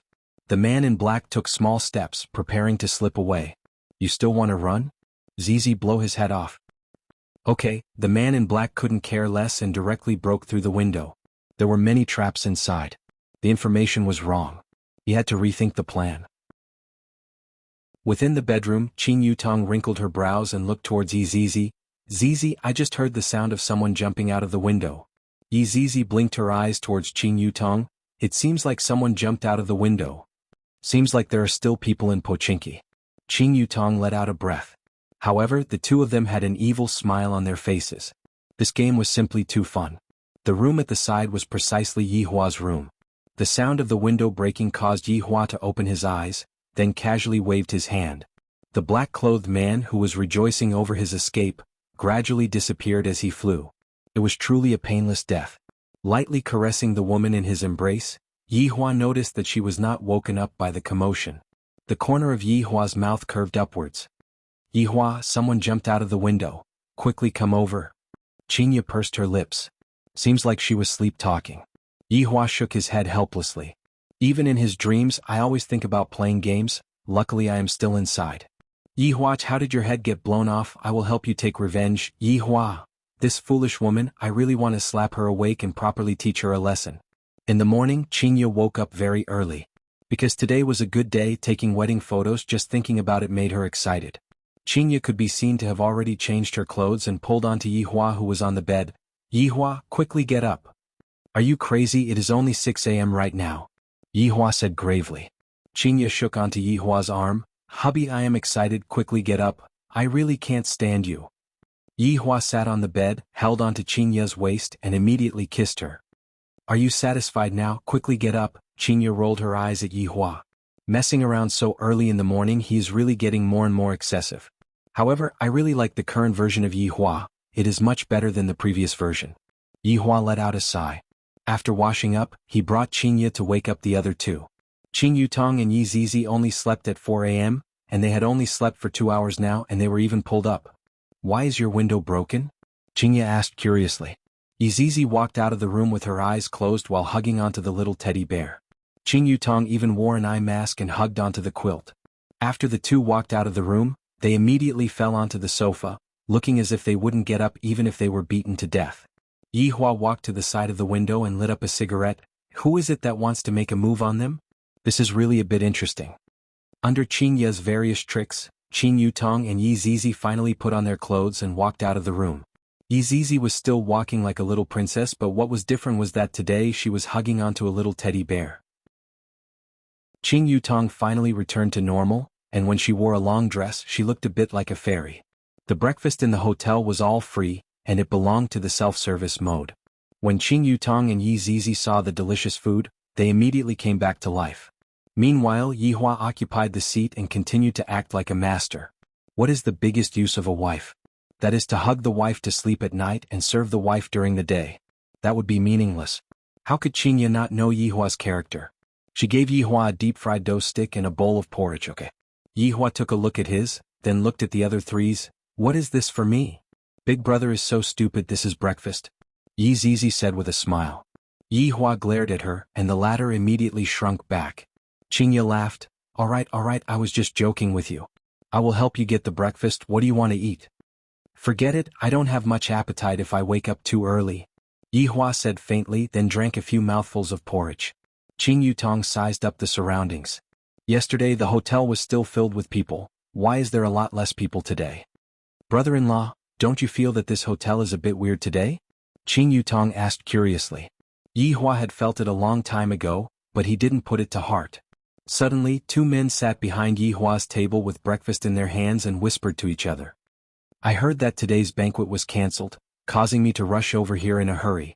I still have to rush back to attend a parent-teacher conference for my child today. Isn't it the same for me? I didn't even participate in the group's expedition yesterday night.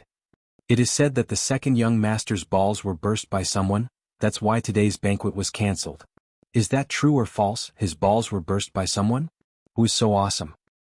The Cultivation Worlds forum is in an uproar. Someone said that this second young master molested an underage girl.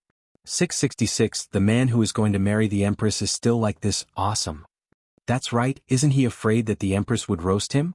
When Yihua heard about the underage girl, he looked towards Yizizi and thought about the assassin from yesterday night. Needless to say, it was definitely done by these two people. Qing Yutong and Yizizi silently ate their breakfast, not knowing what was going on. Chapter 178. What are the arrangements for today? Yihua asked lightly. Qingya wiped her sexy little mouth. I have already contacted them just now.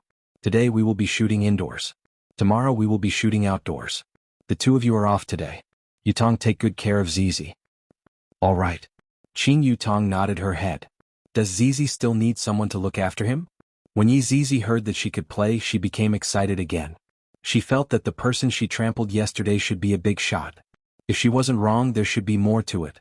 She had to properly discuss with big sister Qing about how to play the person to death. Just thinking about it made her excited. It was a pity that the big bone dragon and gluttonous monster weren't able to come. One day. There was still one more day tomorrow. Can't it be completed within an hour? Yihua found it hard to believe just taking a photo actually takes 2 days. He could watch many episodes of Calabash Brothers saving Grandpa in the next 2 days. Qingya knew that Yihua was getting impatient, and as if she was coaxing a child she said, "It will be very quick, it will only take around 10 sets of clothes and furthermore, you will be able to carry me for the entire journey, that's more like it." Qingya felt a bit of a headache. This husband of mine is too clingy. Looking at his posture, he seems to be wishing that he could hug onto me 24/7. He is becoming more and more adorable, especially when he is putting on a straight face. If Donghuang Baiji were to hear Qingya's inner voice, just thinking about how Donghuang Baiji would react was a bit exciting. Seeing that they were almost done eating, Qing Yutong pulled Yizizi up and said, "We are full, we are going back to our room to sleep. Remember to have the glass changed, it's dangerous." Qingya warned. All right. Eldest cousin, eldest sister-in-law, Zizi will not accompany you anymore. Yizizi waved the teddy bear in her hand and said with a smile. On the other hand, Qingya was all smiles. Xiao Zizi is truly adorable, scary. In order to obtain more accurate information, Yi Hua first contacted Wei Chang. Is there any information? Your Honor, give subordinate 1 minute. Wei Chang immediately contacted Death Mage. Is there any information? Right now, Death Mage wasn't staying in the park anymore. He was staying in a hotel. Although the hotel wasn't very high class, at least he had a bed. Yes. In the south, Sonya seems to be making a big move. I thought they were going to fight, but half of them left this morning. It was good that there was information, but he was afraid that there would be none. Wei Chang said, Good. Good job, keep an eye on him. Yes, Master. Death Mage took a look at Sun Fang, who was beside him, who was still unconscious, then went back to focusing on playing the game for 100 years. I didn't expect that this kind of information would actually be praised by my master. Not bad. Wei Chang passed the information back to Yi Hua, and Yi Hua praised Wei Chang. Finally, Wei Chang has done his job well. However, I still need to investigate further. Then Wei Chang gave the order to Death Mage. Death Mage, who was lying on the bed, naturally accepted the order unconditionally. However, right now he had a bit of a temper. GGG, Royal Translation, what kind of lousy game is this? It has never King won before. You want to cheat me of my money? I'll uninstall it and leave the mobile game world. After saying that, Death Mage really uninstalled the game. This kind of determination was really scary. Opening up the international news, Death Mage began to skim through it. This is also a skeleton that worries about the world's affairs. Suddenly, an advertisement attracted Death Mage's attention. Good big scum. I'm scum. I've acted in many dramas, but games. I like to play around with the blue moon, wine, luminous cups, equipment recycling, and earning money as soon as I enter the server. It's not a dream. Death Mage was attracted by the advertisement in front of him. The main thing was that he would be able to earn money by entering the server. Was this game really that powerful? Death Mage, who swore that he would not play mobile games just now, immediately downloaded the game. He felt that the game was not bad, and he rushed to 648 renminbi first. I didn't expect that there would still be a refund. This game is really not bad. It should be said that it is a game with a conscience. Death Mage was very happy. Of course, the character he chose was a warrior. First, he bought all sorts of equipment, followed the quest, and then went on a killing spree. It felt great. CK fishing was simply rubbish. Only this playful Lan Yu was interesting. What game is this? Sun Fang suddenly asked as she looked at her phone screen. GGG, Royal Translation, a game that can make money. Sun Fang looked at it and suddenly had an idea. This seemed to be a fighting game. If I can't kill you in real life, can I kill you in the game? Just you wait, I'll play too. After saying that, Sun Fang leaned against the headboard of the bed and took out her phone to download the game. She even specially asked Death Mage which region he was at, then secretly entered the server and prepared to directly attack the root of the problem. Dong dong dong. A series of knocks sounded from the door. Death Mage, who was currently playing enthusiastically, slammed open the door. Do Fusher walked into the room with an excited look on his face. Soon after, he covered his face with his hands. I'm still a child, is it really alright for you two to be like this? Sun Fang seemed to have become numb as she leaned against the headboard of the bed and asked faintly, What's the matter? Do Fusher said with a serious expression, Sister-in-law, I just did a divination today, we will have good fortune. Sun Fang silently tapped on the button to top up her account. 648 renminbi was gone. Oh! Seeing that the two people on the bed didn't seem to have any intention of getting up, Do Fusher felt very hurt. Big brother, sister-in-law, I can't keep supporting the two of you forever, there will be a day when I will also run out of money. Ha! Ha! Ha! The sound of a warrior hacking rang out from the speaker. Do Fusher was a bit in despair. These two blood-sucking bugs. If we succeed today, big brother, sister-in-law, you don't have to worry about the problem of topping up your account in the future. Becoming number one in the entire server would not be a problem at all. As expected, Death Mage and Sun Fang slightly raised their heads. Death Mage thought about becoming number one in the entire server. Sun Fang thought about killing the number one in the entire server. Sun Fang typed on her phone, Do it. Do Fusher was overjoyed and he hurriedly said, I divined that there will be good fortune coming from the north today, it must be some expert. Big brother, sister-in-law, your battle prowess is very high, as long as we intercept it, you won't have to worry about food and clothing in the future. As long as Sun Fang was able to get rid of the skeletons beside her, she was willing to do anything. Open your mouth. Sun Fang said faintly. Ah. Open your mouth. Do Fusher helplessly opened his mouth. Sun Fang swung her hand, and Do Fusher felt that something was swallowed by her. You have already eaten my dying pill. If you dare to lie to me, I will not give you the antidote. Sun Fang shouted out coldly, and at this moment her sect master's aura exploded out.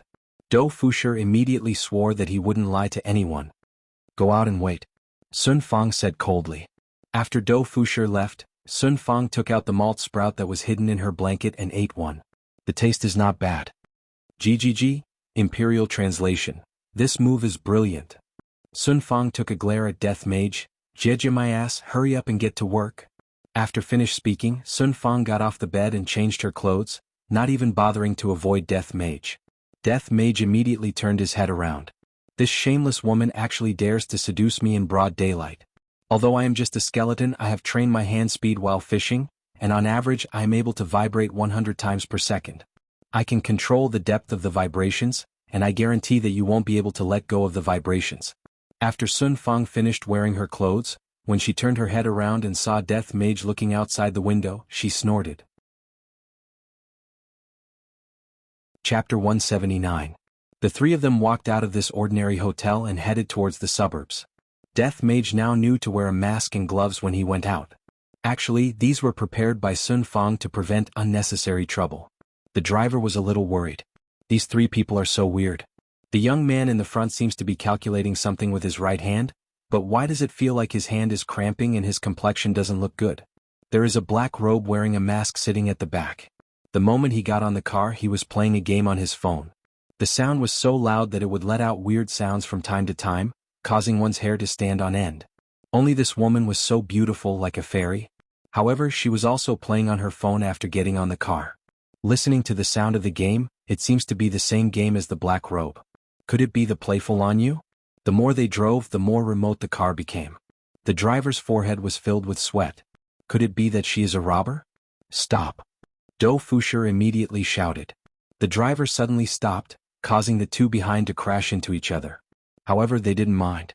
Sun Fang pulled on Death Mage's robe and said, "Transfer 2,000 to me." Sun Fang didn't have any money to top up, so how could she kill him? Death Mage wasn't a stingy person and directly transferred 4,000 over. Anyways, he was going to be rich later. The three of them got off the car. The driver stepped on the accelerator. He didn't want to see the three of them anymore. Do Fusher took out a compass and shouted, "Find the dragon by looking at the coiled mountain. Every coiled mountain is a checkpoint. If there are 1,000 locks on the door, there will definitely be a king living here." Death Mage didn't understand. Sun Fang slowly raised her head and asked, "Isn't this the chant for finding tombs? What does it have to do with this robbery?" Do Fusher laughed. "Sister-in-law, this chant of mine is very flexible. It can even be used in casinos. Aren't you a ghost hunter?" Sun Fang laughed and continued playing her game. "Sister-in-law, these days aren't good. Other than catching ghosts, I also need to earn some extra money. I just go to some tombs and sell some jewelry to earn some money." Do Fusher let out a long sigh. Novels were all full of lies. How could there be so many tombs? Even if there were, they would have been emptied long ago. If he went there, he wouldn't even be able to find anything. He wanted to subdue some ghosts in the tombs, but he didn't even see a single strand of hair. How could he not be angry? Sun Fang received the money that Death Mage had transferred to her. "This skeleton is quite generous." I didn't think too much about it and charged 4,000 renminbi to Death Mage. "Combine equipment." The three of them walked further and further away, and Do Fusher shouted with the compass in his hand, "Right here." Death Mage and Sun Fang sized up the place. "What kind of place is this? Rundown factory? Why did you bring us here? Is there gold underground?" Sun Fang asked in a sweet voice. Do Fusher raised his index finger and shook it. "Big brother, sister-in-law, there is no gold on the ground, but there is gold in the sky." Death Mage kept his phone and said, "GGG, the Imperial Translation. Interesting." Sun Fang also felt it, and a look of disdain appeared on her face. Bang. Do Fusher watched as his big brother and sister-in-law soared into the clouds and shouted, "Big brother! Sister-in-law, bring little brother up, I don't know how to fly." Death Mage and Sun Fang, who had soared into the clouds, stared at the empty space in front of them. Death's scythe immediately appeared in Sun Fang's hands, and with a flick of her hand, the purple gold treasured sword appeared in Sun Fang's hands. "Who dares to stop Voidless Realm?" Immediately, 50 people who wore red gowns could be seen appearing in the empty space, and among them, 30 of them were carrying boxes made from top-notch mahogany. Without needing to think too much, one would be able to guess what was inside the boxes. The other 20 people were guards, and when they saw a black-gowned man and a woman appearing, they immediately pulled out their swords.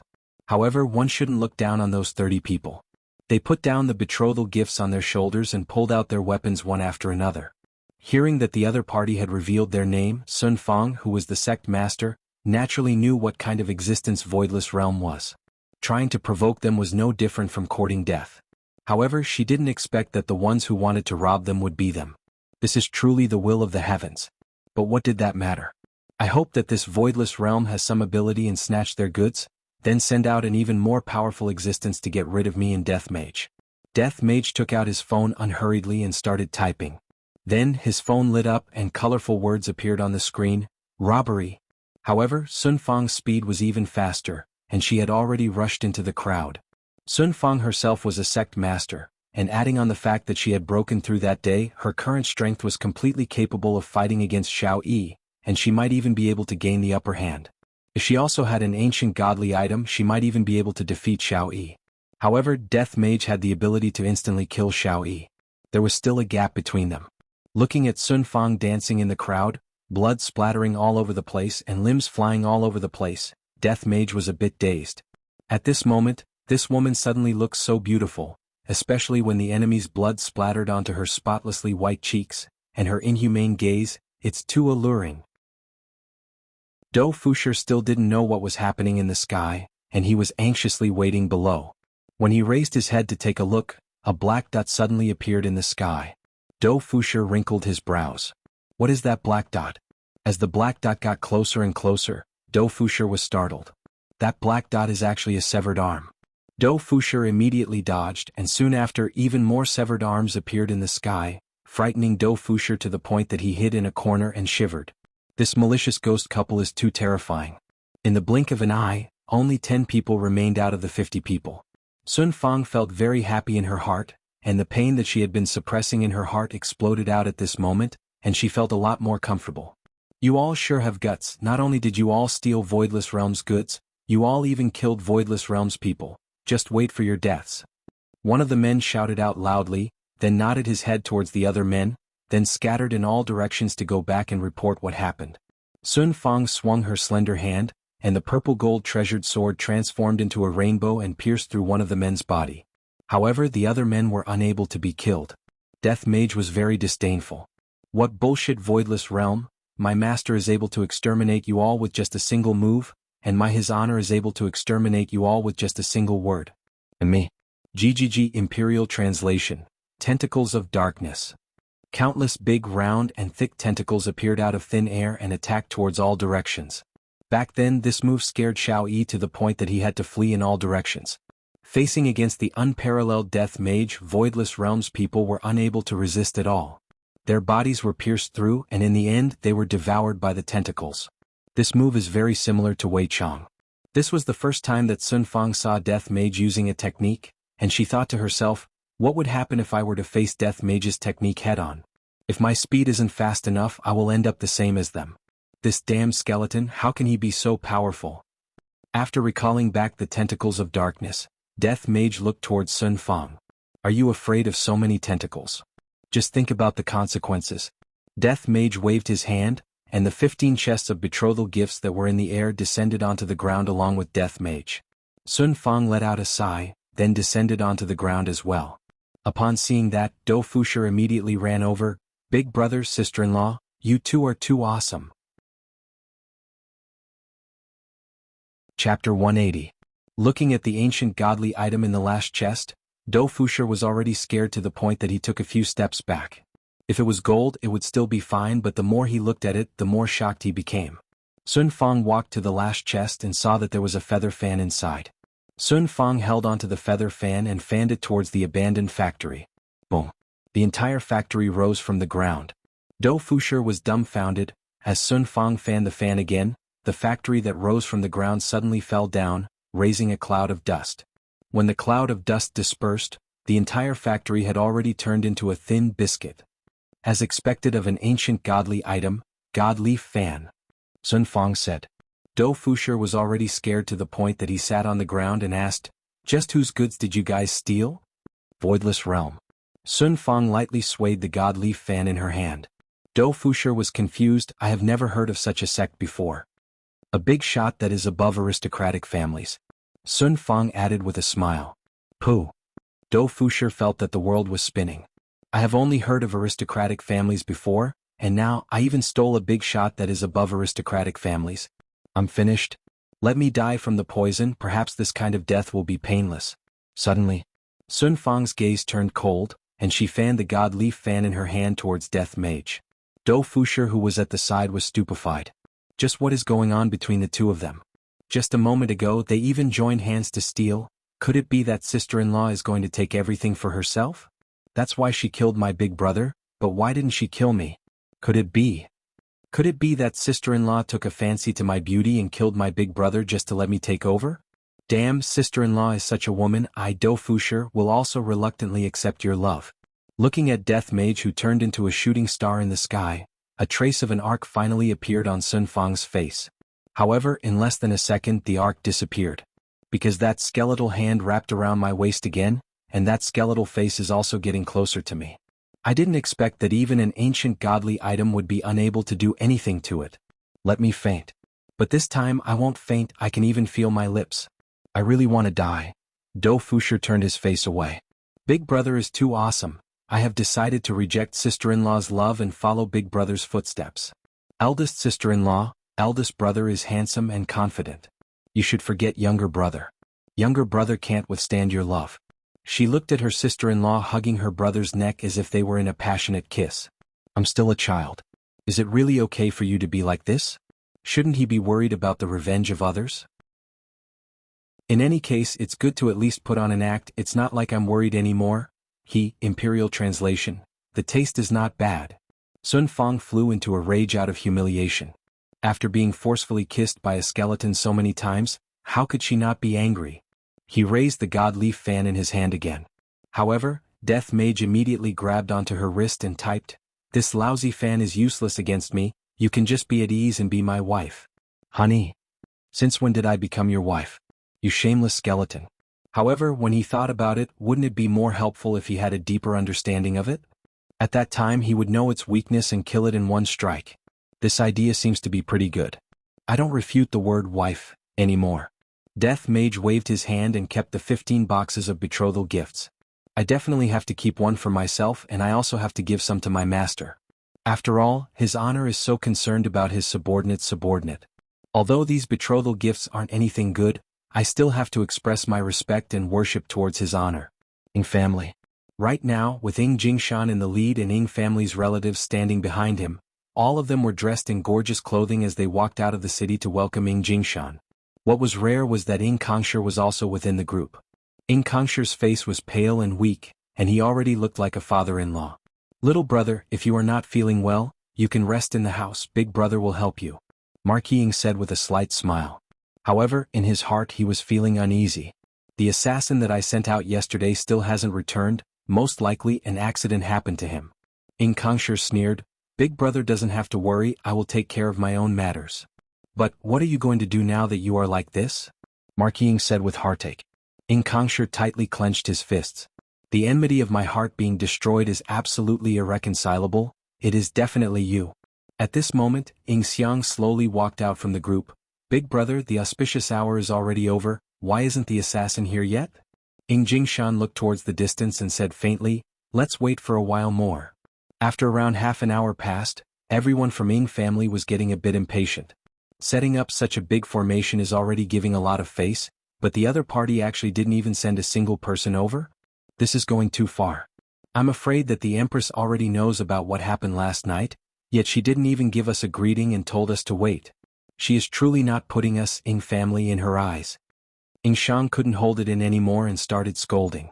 Ing Jingshan wrinkled his brows and called out, "Go outside and see if there are any abnormalities." Yes. Ing Ho could be seen rushing out with the Imperial Guards. Death Mage, who was currently taking a taxi back to the hotel, sensed Ing Ho's actions, but he didn't take it to heart. The game is more important. Not long after, Ing Ho discovered the corpses of the Voidless Realms people. Just who dares to disrupt the marriage between the two families?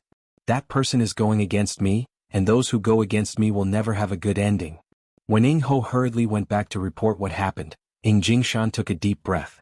My youngest son was crippled, the betrothal gift was stolen and the person was killed. This matter isn't as simple as it seems on the surface. Voidless Realm. Right now, Donghuang Baiji was currently sitting on the purple gold throne and discussing about what happened last night with the 8 elders. Your Majesty, I truly didn't expect that Ing family's second young master would have such a moral character. Subordinate has failed in his duty. Yuan De prostrated on the ground and said with an ashamed look on his face. Xing Han said gravely, Your Majesty, although this second young master's moral character is extremely bad from this matter, it can be seen that someone is trying to disrupt the marriage. The biggest suspect would be Ji family. A bald elder walked out from the crowd and said. His name was He Xian. Donghuang Baiji didn't say anything, she didn't put this matter in her heart. She was only thinking about her daughter's problem. Yesterday I seemed to have hurt her heart. But right now the betrothal gift has already been sent out, what should we do? Yuan De said anxiously, as if his empress was unable to marry a man. Xing Han begged, Your Majesty, Ing family's second young master is unable to be a man, we can only choose someone else. Your Majesty, what do you think? Donghuang Baiji said faintly, You guys can do as you see fit. Everyone was overjoyed. Your Majesty has grown up now and she knows what is important. Wrong. Donghuang Baiji just gave up. Chapter 181. Revenge. Right now, Donghuang Baiji's mind was filled with thoughts of revenge. However, the original revenge plan was to appear in front of that man from above and let him know what kind of woman he had missed back then, a woman that everyone wanted. It's a pity that you missed it, so don't even think about getting it again. Right now, Donghuang Baiji's mind was filled with Yi Hua's emotionless face. Report. A guard ran into the hall at top speed. What is it? Donghuang Baiji asked coldly. I just received news from Ing family, the betrothal gifts that were sent over to Ing family. The Imperial Guard didn't dare to say anything, because such a thing had never happened before. Did he fall into the water? Yuan De asked in a deep voice. Xing Han asked curiously, You fell into the river? He Xian was speechless. May I ask what's the difference between the two? The winner is on the sea and if he falls he will fall into the sea. Yuan De and Xing Han looked at He Xian at the same time. Dare I ask you what's the difference? The betrothal gifts have been stolen. Everyone was killed. As the guard revealed the truth, the entire palace instantly quietened down. Even the sound of a needle dropping on the floor could be heard clearly. He actually dares to snatch Voidless Realms things and after snatching them he even killed all of them. This slap didn't hurt but it was very loud. Donghuang Baiji immediately burst out with fierce killing intent, and her tone seemed to be able to freeze the air. Who did this? The guards were all frightened by the Empress's aura. No? I don't know. Yuan De cupped his hands and said, Your Majesty, this matter must be related to last night. As long as we capture those 2 girls, the truth will come to light. Remember, no one is allowed to trample on the Donghuang family. Donghuang Baiji shouted out gravely. Who would be able to stop a woman with such an imposing aura? Yes. The 8 old men shouted in unison. Just as the 8 old men were about to leave, a maid hurriedly ran in. Seeing this maid, Donghuang Baiji's brows tightly wrinkled. This servant greets Your Majesty. Donghuang Baiji had a bad feeling. What's going on? His Highness she, what's wrong with her? Donghuang Baiji's beautiful eyes widened, and a powerful pressure burst out from her body, causing the entire palace to tremble. This was even more terrifying than before. His Highness has disappeared. Donghuang Baiji clenched her fists tightly and shouted out angrily, Stop everything! Bring Ali back for me. Yuan De hurriedly said, Your Majesty, His Royal Highness must be playing around and hiding somewhere. I will order some people to look for him. An invisible hand instantly grabbed Yuan De's neck, and his whole body was suspended in the air. I'll say it again. Everyone go and find Ali. Those who disobey will be beheaded. Donghuang Baiji frowned, her beautiful lips were slightly trembling, and her beautiful eyes were like flames. Ali was her lifeblood. Without Ali she would have died a long time ago. With a casual fling of his hand, Yuan De crashed into the side of the palace like a cannonball. Listen up all of you. There are some things that are not up to you all to decide. Donghuang Baiji shouted out gravely, then disappeared from the palace and arrived at her daughter's courtyard. The remaining 7 elders didn't dare say anything else. The Empress' fury this time was inconceivable to all of them, but it had also indirectly taught them a lesson. In the end they were only subordinates. Don't forget who you are. Right now, Dong Huangli had long left Voidless Realm and appeared at the desert outside. Under the scorching sun, a small figure was silently walking on the desert. While throwing a small stone, the figure said with a childish voice, "Mother will be happy if Ali is gone." Wiping off the sweat on her forehead, Dong Huangli raised her head and looked at the sun. So hot, if it rains right now it would be great. Boom boom boom, thunder actually sounded out in the clear sky. A black cloud suddenly appeared, and a violent wind and heavy rain instantly fell down. Dong Huangli was stupefied and she immediately felt very dizzy. She closed her eyes and held onto her head as she ran madly. Ali doesn't want the rain anymore, Ali wants to leave this desert. By a little Ali went into a daze. The rain seems to have stopped, where am I? There is a road, there is also a prairie. But Ali's head feels very dizzy, I can't take it anymore. Ali is going to faint. Little Ali was finally unable to resist the dizziness and fell onto the roadside. At this moment, a godly chariot came over from afar. Big brother. Quickly look at the roadside, there is a person. The young man who was sitting on the front passenger seat said, and his head was dyed red. The big brother who was driving the car was the same as well, just that it wasn't red but red. From the looks of it, the two of them should be from the same family. After parking the car at the roadside, the two of them took a look at Ali who had fainted. Big brother, what should we do? What else can we do? Why are you so stupid? Bring her onto the car. As the big brother, he felt very pained at why his little brother was so stupid. This little girl couldn't have gotten lost, right? After carrying Dong Huangli onto the car, the little brother asked curiously. The big brother lit up a cigarette. It should be, let's ask the little girl when she wakes up. I reckon that her parents are quite anxious right now. Big brother, you are such a good person, I admire you so much. The big brother couldn't help but give the little brother a head explode. Are you stupid? This girl is dressed gorgeously, she definitely isn't a child from an ordinary family. If we were to find her parents, wouldn't her parents give us a reward? The little brother immediately came to a realization, then raised up his thumb. Big brother is wise. This little brother is completely convinced. Learn more. Yes, yes, yes. Not knowing how long had passed, Dong Huangli faintly woke up. Rubbing onto her head, Dong Huangli said with a childish voice, Ali, where is this? The two young men in front were startled, then immediately stopped the car at the roadside. Little friend, you woke up? The big brother asked with a smile. Ali pursed her lips. Uncle Green, hello, big brother. The little brother slapped onto his thigh and laughed loudly. Uncle Green, haha. The big brother stretched out his hand and slapped onto Ali's thigh. What do you guys know, this is the most popular color this year. Ali sat on the car obediently and sized up Ali with her big eyes curiously. Little friend, what is your name? Big brother Green asked with a smile. Uncle Green, my name is Ali. The little brother's thigh was almost swollen from the slap. Why is Uncle Red crying? Ali asked curiously. Big brother Green said with a smile, Uncle Red's wife made him a cuckold. Dong Huangli was confused. The red-haired little brother went into a daze for a moment, feeling that something was wrong. Ali, where are your daddy and mommy? Big brother Green asked. Such an adorable little girl, I have to quickly return her to her parents' side so that I can earn some money. Ali pouted her small mouth. I hate them. The green and red duo sighed. It seems like she ran away in a fit of pique. This kind of little friend should be fine after coaxing her a bit. The red-haired little brother wiped onto his tears. Ali, what you are doing is wrong, your daddy and mommy must be very worried about you. They wouldn't be worried about Ali. While speaking, Ali's eyes became red. Chapter 182. Yes, thank you, Uncle Green. Ali rubbed her eyes.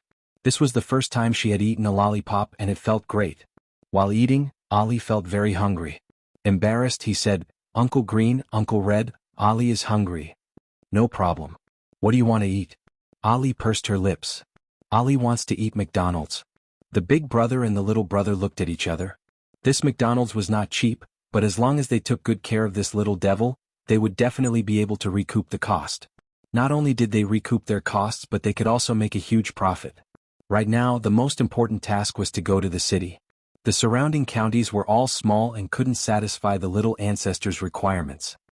Big brother, the journey to the city is very long, we have to refuel.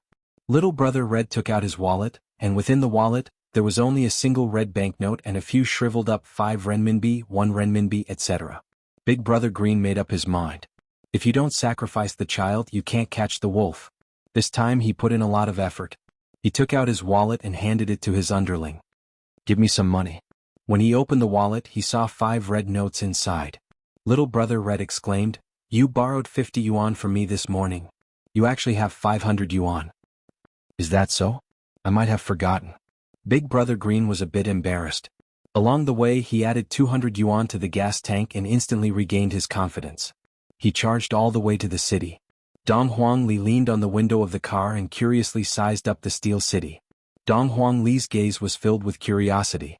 The outside world is much better than Voidless Realm. There are all sorts of strange things here. The 2 people who were driving also looked around curiously. The way the people in the city dressed was so old-fashioned and not classy at all. They should learn from us and dye their hair in bright colors. Only then would they be able to attract the opposite sex. All the girls in the village were stunned. Wherever he went, he would be the center of attention even in the city. After parking the car, the Green and Red brothers got out of the car. This immediately caused a commotion, and all the young men and women passing by looked towards them. Big Brother Green said proudly, "I told you to dye your hair green, but you didn't listen. Look at the people in the city, they are all dumbfounded. Big Brother, I feel that they are looking down on us." Little Brother Red felt that there was something wrong with the way the people in the city were looking at him. Big Brother Green clicked his tongue. This is jealousy. If I spun Thomas, I would definitely blind their eyes. Wow, is this McDonald's? It's exactly the same as the picture. Little Ollie jumped out of the car and looked at the McDonald's in front of her. Her big eyes were full of amazement. However, when little Ollie appeared, the eyes of the people on the street became even more curious. 2 non-mainstream people with such a cute child, could they be human traffickers? However, seeing that the child was bouncing around, it didn't seem like he was threatened. Instead, the 2 non-mainstream people had bitter expressions on their faces.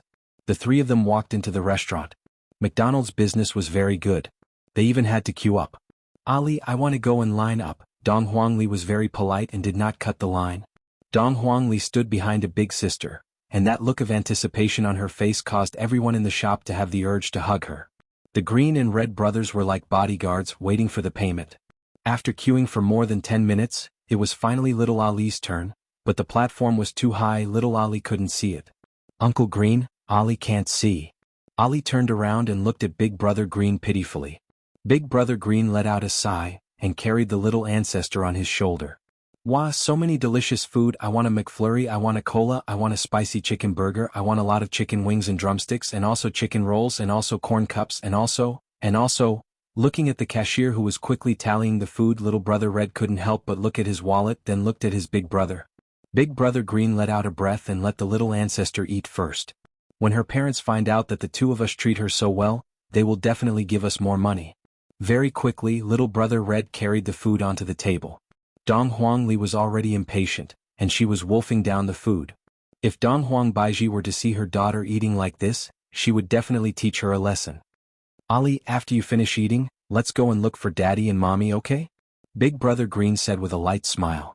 The 2 of them only asked for a cup of cola, because they couldn't bear to part with the cola. The cola inside the restaurant is very expensive. Right now, the most important thing is to feed the little ancestor until she is full. Dong Huangli was already mesmerized by the food in front of her, and she said casually, "All right." Hearing that Dong Huangli agreed, the 2 brothers let out a breath of relief. This little ancestor really can't afford it. Half an hour later, little Ali rubbed onto her stomach. Ali is full. Green and Red brothers looked at the leftovers on the little ancestor's stomach and wondered how she managed to stuff all the food into her stomach. However, it's fine as long as she is full. "Ali, let's go and look for Daddy and Mommy right now, okay?" Big Brother Green said while enduring the pain in his heart.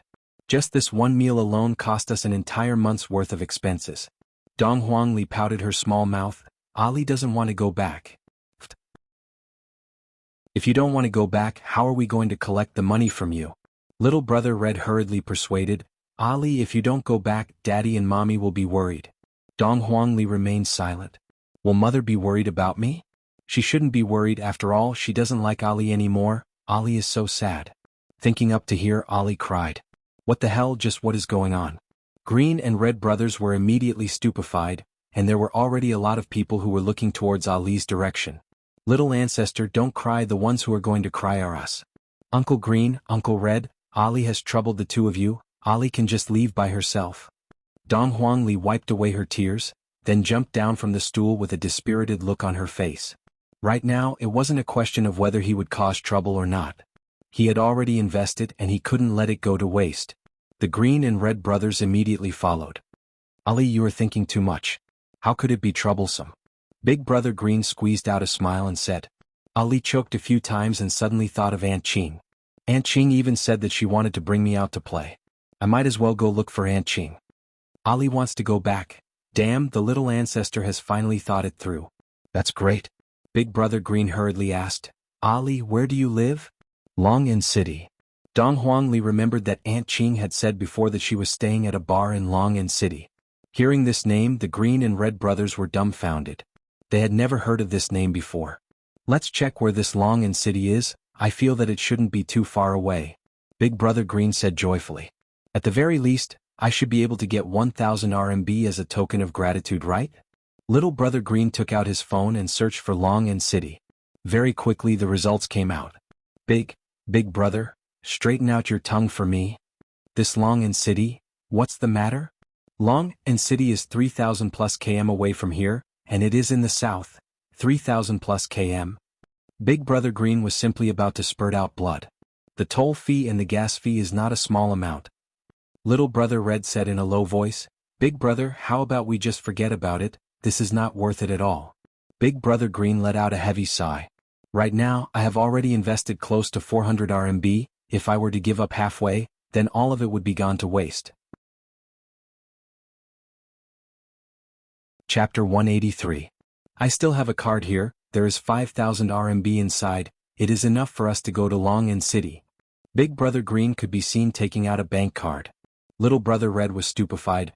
Big Brother, does that mean that out of your 5,000 RMB, 4,900 RMB is mine? Big Brother Green patted his younger brother's shoulder. Don't worry about these details, as long as we complete this business, we will be rich. Big Brother, let's break up. What the F***, CK, drive the car and go to the bank to withdraw money first. Big Brother Green slapped the car. Brother, I don't have a driver's license. This big city is not like the countryside. I told you to get a driver's license, but you didn't listen. Didn't all the money go to your place? Little Brother Red said while feeling wronged. I'm doing this for your own good. I'm saving it for you to marry a wife in the future. Dong Huangli, who was standing at the side, thought to herself, Uncle Green and Uncle Red must not have it easy for them. I will definitely repay them properly. However, the thing that Big Brother Green was most proud of in his entire life was the fact that he was able to save Dong Huangli. Driving to the bank, Big Brother Green ran to the ATM machine. However, he didn't expect that all of the ATM machines were out of cash, so he could only go to the counter to withdraw money. However, there were a lot of people inside, so he had to queue up. Remembering that he wasn't in the parking lot, he ran back to the counter and said, Watch out, I'm going to withdraw money. If the traffic police come, inform me immediately. Little Brother Red nodded his head, then began to be vigilant. If I were to be given a ticket, then the gains would not make up for the losses. I heard that there are all sorts of tickets in big cities, and I heard that if I were to randomly park my car in the countryside, I would be giving out all sorts of tickets. When Big Brother Green walked into the bank, he immediately attracted the attention of the security guards. This fellow had a bad face. While waiting in line to get the ticket, Big Brother Green was very depressed. He took out a cigarette and lit it up. The people around him looked at him with disdain. Little Brother Red, who was outside, looked around. Suddenly, from the rear-view mirror, Little Brother Red saw a police motorbike driving over, and the police motorbike had already started to collect the tickets. Immediately, Little Brother Red's expression changed as he hurriedly opened the door, got off the motorbike and ran towards the bank. Upon rushing into the bank, Little Brother Red immediately saw that lump of dazzling green hair, then shouted out loudly, Big Brother, the police are here. Following Little Brother Red's explosive shout, everyone in the hall went into a daze. After remaining silent for a second, the hall instantly burst into screams. It's a robbery. Big Brother Green was shocked. He immediately stood up and pulled his little brother along as he ran. What are you waiting for? Quickly run, it's a robbery. The two of them quickly ran out of the bank, only to see the security behind them rushing over. Don't run, catch them. Big Brother Green was dumbfounded. Why did you catch me? Are you crazy?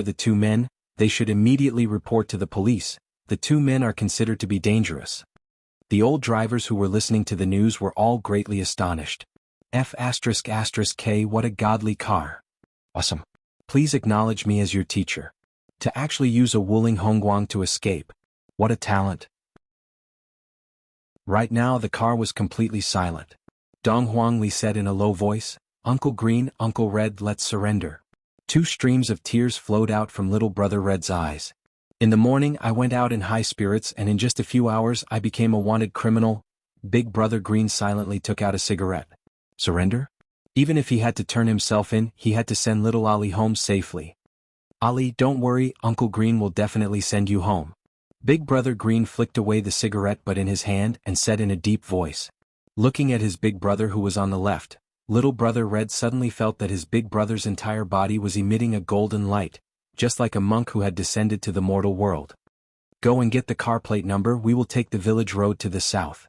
Big brother Green was still very smart, they definitely couldn't use the highway and the national highway now. Big brother, please accept my bow. Big brother Green was very gratified. We will live and die together. Can you send me home first? I'm scared. Big brother Green raised his hand and slapped. Look at you. After taking down the car plate, Dong Huangli continued on her way. Dong Huangli felt that she was a disaster. Her mother doesn't even love her, yet when she goes out she still harms others. Uncle Green, Uncle Red, Ali has let you two down. Dong Huangli said while choking with sobs. Little brother Red said with a slight smile, Ali, don't worry, compared to us your daddy and mommy are even more anxious. Dong Huang Baiji was indeed very anxious. The anger of an empress is not a joke. In just a short period of time, the empress turned the entire voidless realm upside down. Right now, I can be sure that my daughter is no longer in voidless realm. The outside world is so big and Ali is not even 3 years old yet if something were to happen to her. Dong Huang Baiji didn't dare to continue thinking about it, and tears of regret flowed out from her eyes. I was too strict with my daughter. Soon after, Dong Huang Baiji gave an order to the entire voidless realm to find Ali at all costs. However, everyone in voidless realm was curious about one thing. Who is this Ali? No one knows who spread the news, but this Ali is called Dong Huangli, and she is the empress's daughter. This news shocked everyone in voidless realm. The empress actually has a daughter and no one knows about this matter. If that is the case, who is Dong Huangli's father? Who is the empress's husband? Illegitimate daughter. Everyone realized the seriousness of this matter. Dong Huang family is going to have to bear the blame of everyone, especially the Empress. Ever since the Empress ascended to the throne, she had always been the synonym of holy and dignified. Right now, an illegitimate daughter appeared, and this image of Dong Huang family immediately collapsed. Not only the Empress, the entire Voidless realm is going to be implicated, and the entire Voidless realm might even be pulled down from the altar. The 5 influential families in the north are eyeing Voidless realm covetously. How could Dong Huang Baiji not know about the consequences? However, so what? In this life I am only living for Ali. Without Ali's fame, what's the use? I have already endured for 3 years. Let the world know then. I Dong Huang Baiji have a daughter. Her name is Dong Huang Li. Chapter 184. Dong Huang Baiji was a single mother who had to endure enormous pressure to give birth to her child, and because of that she had no choice but to lock her child up. Only Dong Huang Baiji herself knew of that kind of pain. How could it be that Dong Huang Baiji didn't want her daughter to enjoy the happiness that people of the same age as her? However, for the sake of the entire Voidless realm, Dong Huang Baiji had to endure it time and time again. However, Dong Huang Baiji couldn't endure it anymore. The pressure in his heart completely exploded. Whoever dared to make irresponsible remarks behind his back, he would kill them. For the time being, this news was only spread within Voidless realm. However, not long from now this news would spread throughout the entire cultivation world. You, the second young master of the Ing family, are a fart in the eyes of the eunuch? Even the Empress has an illegitimate daughter, yet you're still covering the sky and covering the earth in search of her. Comparatively speaking, Yi Hua's current situation was actually quite miserable. He had to take photos like a robot and he had to wear all kinds of smiles. He even had to listen to the words of a photographer. Don't you think it's infuriating? If it wasn't for the fact that he could hug this silly woman, he would have quit long ago. But then again, Qingya, who was wearing a wedding dress, was truly beautiful to the point of exploding. Yi Hua decided that in this lifetime, he would properly collect this woman and let her accompany him until the end of time. However, when Yi Hua thought about how he had to film till night time, he almost couldn't hold it in anymore. On the other hand, Qing Yutong and Yi Zizi weren't so particular about their attire. The two of them were lying on a bench on the beach. The older one was wearing a sexy bikini, and the younger one was wearing a cute bikini. While drinking fruit juice, the two of them were enjoying the gazes of countless people. Yi Zizi hugged onto her teddy bear and said in boredom, "Big sister Qing, let's find something to do, it's so boring. We have already been sitting here for so long, and not a single master came to provoke us. What else can I do?" Qing Yutong, who was wearing sunglasses, let out a long sigh. "I'm already dressed so sexily and yet there is actually no reaction at all. Could it be that all of them knew that I was digging a pit for myself, and all of them are extremely smart?" Yi Zizi smiled mysteriously. "Sister Qing, Zizi has a good idea." "What good idea?" "Do you still remember the conversation between the two men this morning? We trampled on a big shot last night and he even sent people to kill us yesterday." With regards to the assassin from last night, Qing Yutong and Yi Zizi had a tacit understanding. Qing Yutong naturally knew that Yi Zizi was not an ordinary person, and to be precise, all the people that were by her brother-in-law's side were not simple. Similarly, Yi Zizi also knew that Qing Yutong was not an ordinary person. Qing Yutong nodded her head.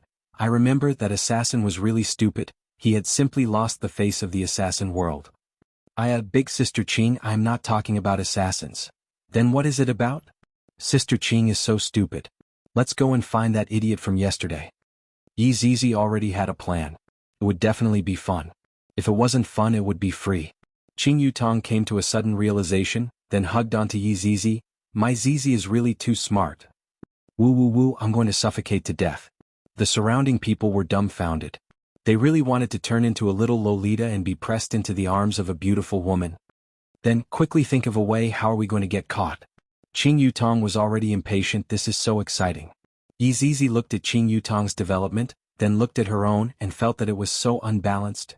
"Don't look anymore. When you grow up, it will definitely be turbulent." Qing Yutong pinched the little fellow's face. She was completely unaware that Yi Zizi could only grow to this size, and her words were a bit hurtful. Yi Yezi pursed her lips and became unhappy. "Big sister, give me a kiss." Many men walked with their backs bent, some sat down awkwardly and some looked up at the sky. A child's temper came and went quickly. "Big sister Qing, let's go to sea." "Good idea, let's go out to sea." Finished speaking, the two rented a luxurious yacht and went out to sea. After that, the yacht stopped at the surface of the sea and waited for people to come and catch them. While lying at the front of the yacht, Qing Yutong was a bit sleepy. "Zizi, we have already waited for an hour and we still don't see anyone coming, the sun is about to set." Zizi also felt that this was not a solution. "These people are all blind, and the beautiful woman is already sending herself to our doorstep." A formless aura collided onto the outside of the barrier, causing the seawater within the barrier to surge, and the seawater actually formed into a huge wave that rushed towards Ing family who was on the island.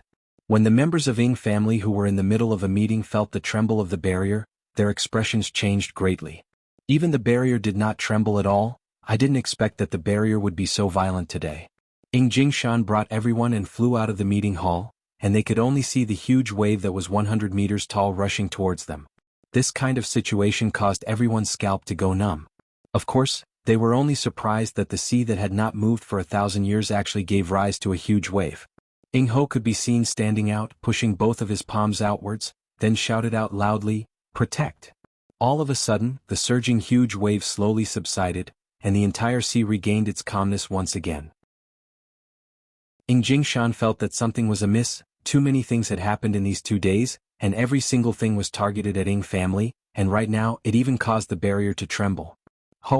Go out and take a look." "Yes." Ing Xiang smiled, then stood out from the group. Uncle will go and take a look with you. Then I will have to trouble Uncle."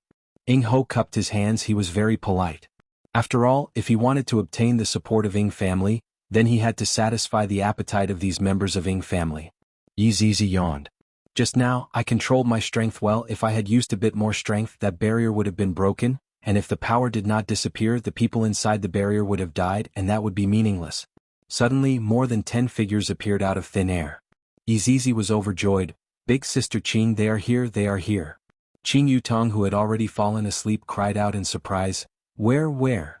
The two of you should at least give me some face. The other party is someone who is flying in the sky. As a girl, shouldn't you be surprised? At the very least, you should open your mouth wide and point at the sky and shout monster, and not put on an excited look." "Big sister Qing, pay attention to your acting skills, you are too exaggerated." Looking at Zizi, who had a frightened look on her face, she had even shrunk into a ball. Qing Yutong had also just woken up and did not react to what was happening. Now that she reacted, she immediately hugged onto Zizi. Her entire body was trembling, and her beautiful eyes were filled with fear. However, the depths of her eyes were filled with excitement. Those two girls are very similar to the ones that Lu Bai described. Ing Xiang smiled, then gradually flew towards the yacht and landed at the front of the yacht, sizing it up curiously. Ing Ho revealed out his killing intent. "The assassin that went missing yesterday is already very vexing. Although I don't know if it is these two girls or not, looking at their appearance and age, they are similar to the ones that were described yesterday. If Uncle did not follow me out just now, I would be able to silence them, but now it would not be good for me to do so." Who are you two?" Qing Yutong's acting skills immediately went on, and while protecting Zizi who was in her embrace, she asked in fright. Ing Xiang finally understood why nephew Kong invited them. "They are indeed beautiful. The big one is sexy and the small one is cute. They are truly not bad. Don't be nervous, I just want to ask you two a question." Ing Xiang revealed out a gentle smile. "If only nephew did not follow me out, I would have captured the two girls and brought them back to be slaves. Wouldn't that be very relaxing?" Chapter 185. This little loli was so cool. She was so pitiful. "Don't be afraid, Uncle is not a bad person. What Uncle wants to ask is, last night did you two drink with a man and then help him extinguish the fire?" Qing Yutong immediately revealed out a hesitant look. However, when this kind of look fell into the eyes of the cunning Ing Xiang, there was no need to think too much to know that it was them. However, Zizi had to display the performance that a little girl should have. "Uncle, last night big sister and I helped a big brother extinguish the fire. Can you let us go now?" Zizi shouted out in fear, vividly acting out the inner monologue of a little girl. Qing Yutong, who was at the side, felt that Zizi could become a child star. Ing Ho tightly wrinkled his brows. "Are these two women invited by Jiuyi? Looking at their expressions, they don't seem to be. They are just two ordinary women. However, you don't know anything about their strength." Ing Xiang bent down, and Qing Yutong, who was hugging onto Zizi, immediately retreated in fear. As expected of a movie empress, her acting skills are off the charts. "Don't come over. I'm calling the police." Ing Xiang straightened his body and said, I'm afraid that the two of you will have to come with me, there are some things that I have to clarify. Ing Xiang could be seen waving his hand, and Qing Yutong and Yi Zizi floated in the air. Yi Zizi instantly fainted. Qing Yutong felt that Yi Zizi's acting skills were a bit exaggerated. At the very least, fainting after being shocked would be more realistic. Look at me. What's wrong? How can I fly? Put me down, quickly put me down. Qing Yutong, who had a flustered look, tilted her head and fainted. Ing Xiang laughed. These two women stomped on my nephew Kong until he exploded. I really have to give it to them. Ing Ho remained silent, he was still a bit worried. A group of sheep brought along 2 wolves and returned to the sheep pen. The sheep were still too young, or rather, not all sheep were as lucky as those in the anime. After passing through the barrier, Ing Xiang immediately brought Qing Yutong and Yi Zizi to the hall to receive the trial. Yi Zizi, who was in a coma, didn't expect that she would encounter so many delicious food. Eating one was equivalent to eating 10,000 people. However, for the sake of fun, Yi Zizi continued to pretend to be unconscious.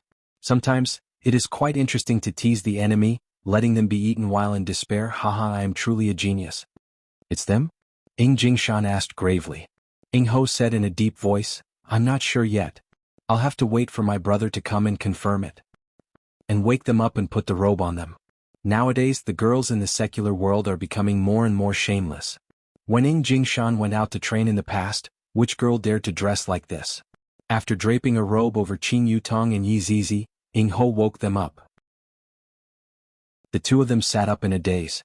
The confusion on their faces was a perfect match. After a while, they glanced at each other before hugging each other and shivering. If this scene was to be seen by Yi Hua, his buttocks would definitely be smacked into mush. Who would tease their enemies like this? Don't you know that they are in despair right now? Be merciful and grant a painless death. The members of the Ing family didn't expect to see 2 girls like them. It wouldn't be an exaggeration to say that they didn't even have the strength to truss up a chicken. Ing Jingshan would never have thought that his own son was destroyed by them. How was this possible? The main hall was completely silent. Qing Yutong and Yi Zizi did not speak as they quietly waited for their father-in-law to enter the main hall. Although the two of them did not speak, they were sizing up the two of them. The middle-aged man should be the boss, and the young man standing behind the boss should be the son. Then what is the identity of the person who was stomped on? Liu Bai could be seen supporting Ing Kongshi as they walked into the main hall. Ing Kongshi was limping, and when he saw the 2 figures in the main hall, he recognized them with a single glance. I'm going to kill you too. Even if the 2 of them turned into ashes, Ing Kongshi would still be able to recognize them. My roots were broken by them. Ing Jingshan frowned, and a barrier appeared around Qing Yutong and Yi Zizi. The pitiful Ing Kongshi was forced back a few meters and sat on the ground. His injuries were affected, causing his entire body to distort. Soon after, Ing Kongshi looked at his father in disbelief. Father, let me kill them. Right now, he no longer had any face left to speak of. Ing Kongshi kneeled in front of his father and begged. Ing Kongshi shouted out gravely, I still have something to ask. Father. Shut up. Ing Jingshan shouted out coldly. Ing Kongshi remained silent and stood up silently. Looking at the 2 women in the main hall, he wished he could hang them up and use a whip to whip them and listen to their screams of pain. Yi Zizi felt that it was time for her to perform. Don't come over, big sister. I'm scared. Yi Zizi looked at Ing Kongshi as if she was looking at a devil, then leaned onto Qing Yutong's body. Qing Yutong immediately understood. You bastard, you don't even let off a child. Qing Yutong portrayed the image of a big sister very well. Not afraid of power and at the same time, protecting her little sister. Upon hearing the 2's narration, Ing Kongshi more or less understood what was going on. All of them sighed and shook their heads. Meanwhile, Ing Kongshi almost vomited blood. It's obviously you 2. It's you 2 who broke my roots, and now you 2 actually dare to bite back at me. Father, don't believe them. Before the questioning even started, my son was already labeled as someone who bullied and humiliated underage girls. Right now, my son's reputation is already bad enough. Don't tell me that the entire Ing family is going to be stinked. Qing Yutong's acting was very realistic, especially her acting of not being afraid of anyone. It was simply godly. Alright, this part of her acting was her true self. Don't think that you can bully us sisters just because you have more people. Zizi, don't be afraid, big sister is here. Lightly caressing onto Yi Zizi, who was in her embrace, Qing Yutong spoke angrily. Yi Zizi pointed at Ing Kongshi and sobbed, It's fine if you bully me, but don't bully big sister anymore. Ing Kongshi felt the taste of blood surging up his chest. It's obviously the two of you who are bullying me. Looking at the two sisters who were so pitiful, Ying Xiang said gravely, Big brother, I'm afraid that we have to consider this matter at length. Ying Jingshan thought for a while, then asked, Tell me, why did you two hurt my son? Qing Yutong said righteously, That night, it was him who invited me and my little sister to accompany him for a drink. Lu Bai went into a daze for a moment, but he didn't refute. That was indeed the case. And he actually made an excessive request, asking me and my little sister to accompany him. My little sister is only 8 years old, how can there be such an evil person in this world? After speaking, Qing Yutong started crying bitterly, causing the other family members to pity her. She is lying, I have never said such a thing before. Ying Kangshi shouted out. He was too hesitant and emotional, and his eyes had already turned red. However, Ying Kangshi's words seemed to be very powerless. After all, it was very normal for him to have such thoughts. The looks of these two girls were extraordinary. If they didn't cause any trouble, then it would be fine, but if they caused trouble, then they would definitely be ugly. Qing Yutong could be heard continuing, My little sister and I were almost drunk, and not knowing what happened, his crotch caught on fire. Although he had evil intentions, we couldn't just leave him to die, right? My little sister and I worked together to extinguish the fire, and only then did he not get burnt to death. However, we were also afraid and thus we left. Chapter 186. Bullshit. You've crushed my roots, give me back my roots. Ying Kangshi had a malevolent look on his face. Just as he was about to charge forward, he was stopped by an invisible force. At the side, Marquis Ying heaved a huge sigh of relief. Seemed like this was truly an accident. The blue veins on Ying Jingshan's forehead bulged a few times. This was truly the misfortune of the clan. One last question, was this incident an accident, or was it instigated by someone? Ying Jingshan questioned coldly. Qing Yutong and Yi Zizi seemed to have a telepathic connection. Shuang cast a glance at Ying Ho, who was at the side, and then immediately retracted her gaze. This action was very fast. Ordinary people might not be able to detect it, but the people sitting here were all powerful figures. How could they not notice this trick? Everyone looked towards Ying Ho, and Ying Ho was completely stupefied. What do you all mean by looking at me like that? MLGB. Ying Kangshi had been guessing all along. He had never confirmed it and he didn't want to confirm it either. After all, he was his big brother. But when he saw their gazes, his entire person froze. His gaze gradually turned to his elder brother, and blood flowed from the corner of his mouth. Ying Ho, I'm going to kill you. Qing Yutong and Yi Zizi snickered in their hearts. To be able to make the two of you kill each other so effortlessly, this is truly too fun. Marquis Ying came to his senses and said angrily, Are you crazy? They are obviously framing us, trying to make us fight amongst ourselves. Zizi and Big Sister really don't know him, Yi Zizi said while choking with sobs. She seemed to be very scared, as if she was being threatened. A child's words were very lethal, let alone a cute little loli. However, this kind of supplement was like a stab to Ying Ho's back, causing him to be enraged. I'll kill you two bitches. After saying that, Marquis Ying attacked. Upon seeing the situation, Qing Yutong immediately protected Yi Zizi. If no one is going to make a move, then prepare to counterattack. In any case, I have already played enough. But how could no one do anything in such a situation? Ying Xiang and Ying Shang took the opportunity to stand in front of Qing Yutong and Yi Zizi, forcing Ying Ho to retreat. Ying Shang said in a deep voice, Nephew Ho, it's not good to silence them. Third uncle. These two demonesses were bewitching people with their words. We can't let him live. At this moment, Marquis Ying was also flustered. If he acted rashly, wouldn't that be the same as admitting to it? Big brother. It really is you. From today onwards, we are no longer brothers. Ying Kangshi raised his hand and made a vow. From now on, he cut off all ties with Ying Hoi, leaving only hatred. Ying Jingshan clenched his fists tightly. If possible, he really didn't want them to appear. Harming others and oneself. Speak, you don't have to be afraid. Ying Jingshan shouted. Qing Yutong hugged onto Yi Zizi, and the two of them shivered, seeming like they didn't dare to speak. If this matter was confirmed, it would be a great opportunity for Ying Xiang and Ying Shang. Young ladies, don't be afraid. With me Ying Xiang here, no one will dare to hurt you. You just need to tell me the truth, Ying Shang said with a smile.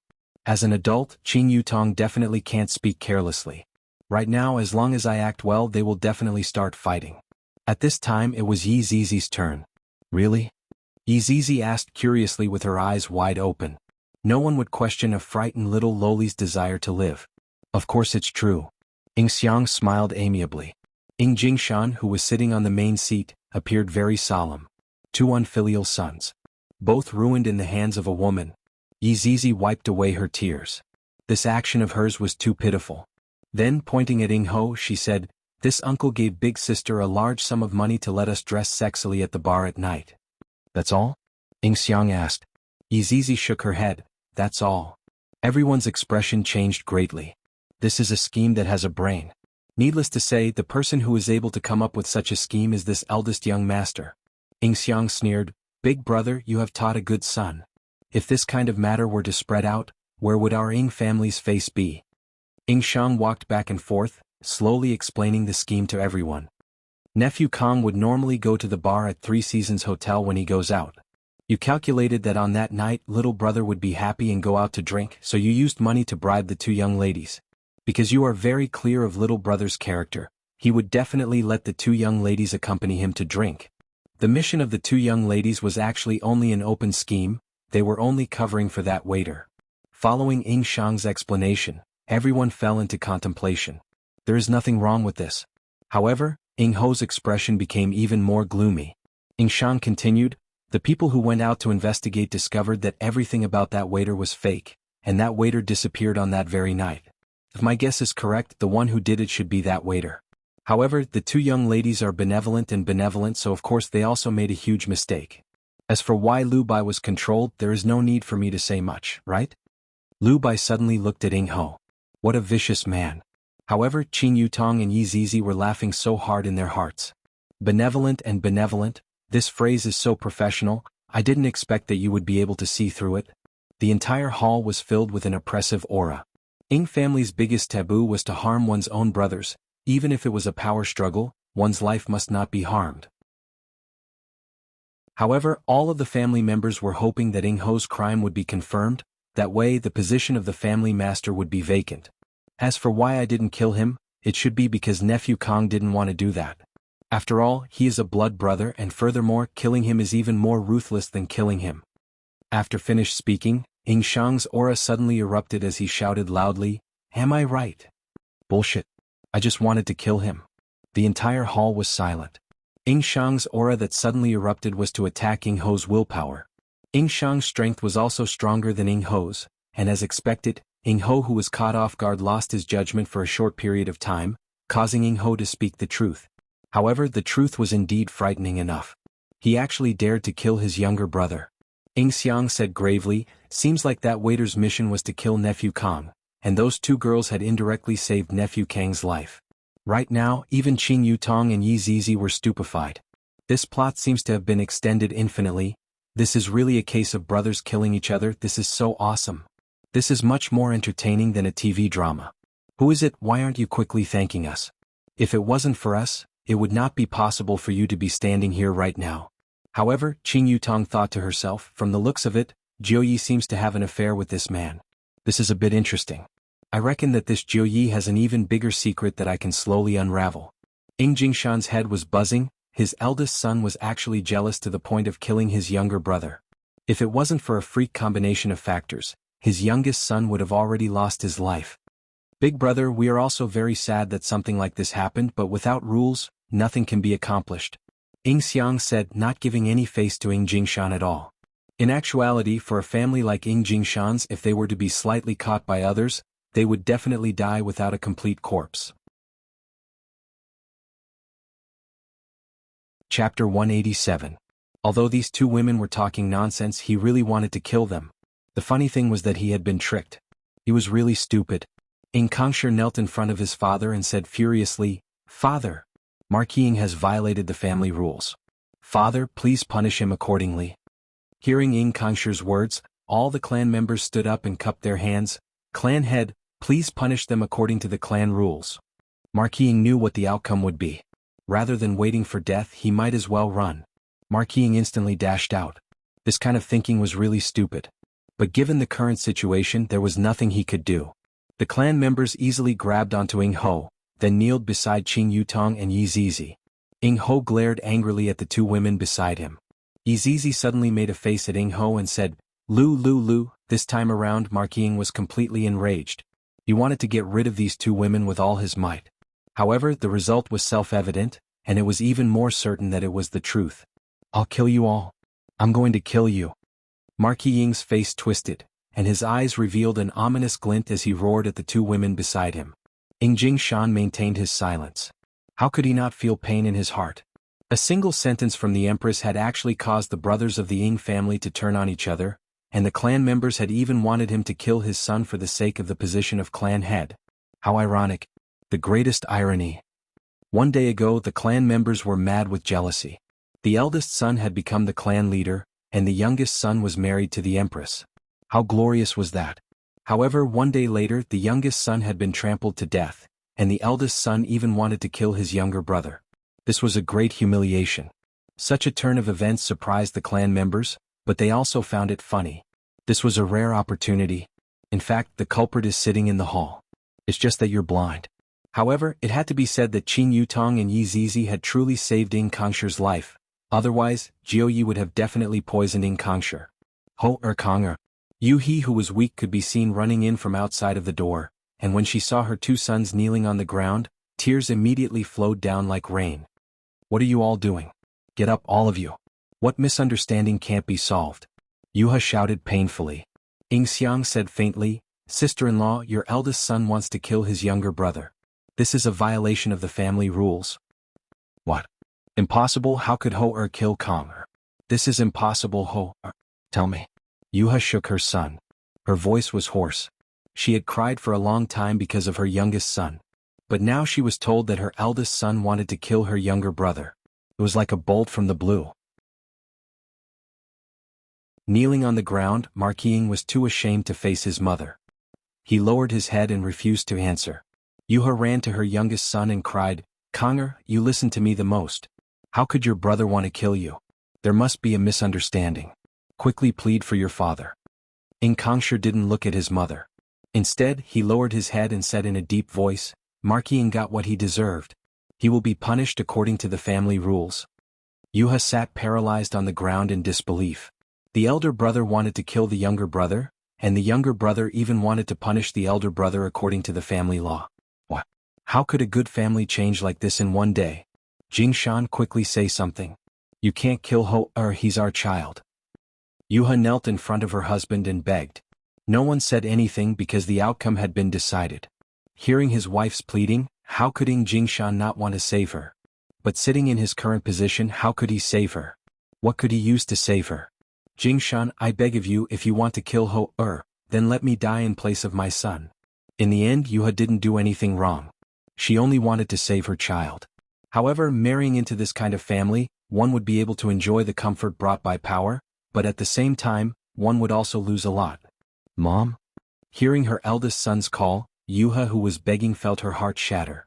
In Ing family, different from the secular world, there were rules for how one should address someone. This was the first time she heard her son calling her mom. Yuha came to the front of her eldest son and held onto his hand. Mom will save you, don't worry. Men don't cry easily. This was the education that Mark Ying had received. Right now both of his eyes were red, but he didn't cry. Mom, your son will call you mom for the last time. Don't beg anymore. Mark Ying Jingshan naturally knew that all of his pleading was already useless. Looking at his mother's screams, his heart felt like it was being sliced into pieces. This might be the punishment for me, right? What they said was right. I wanted to kill my younger brother. I deserve it.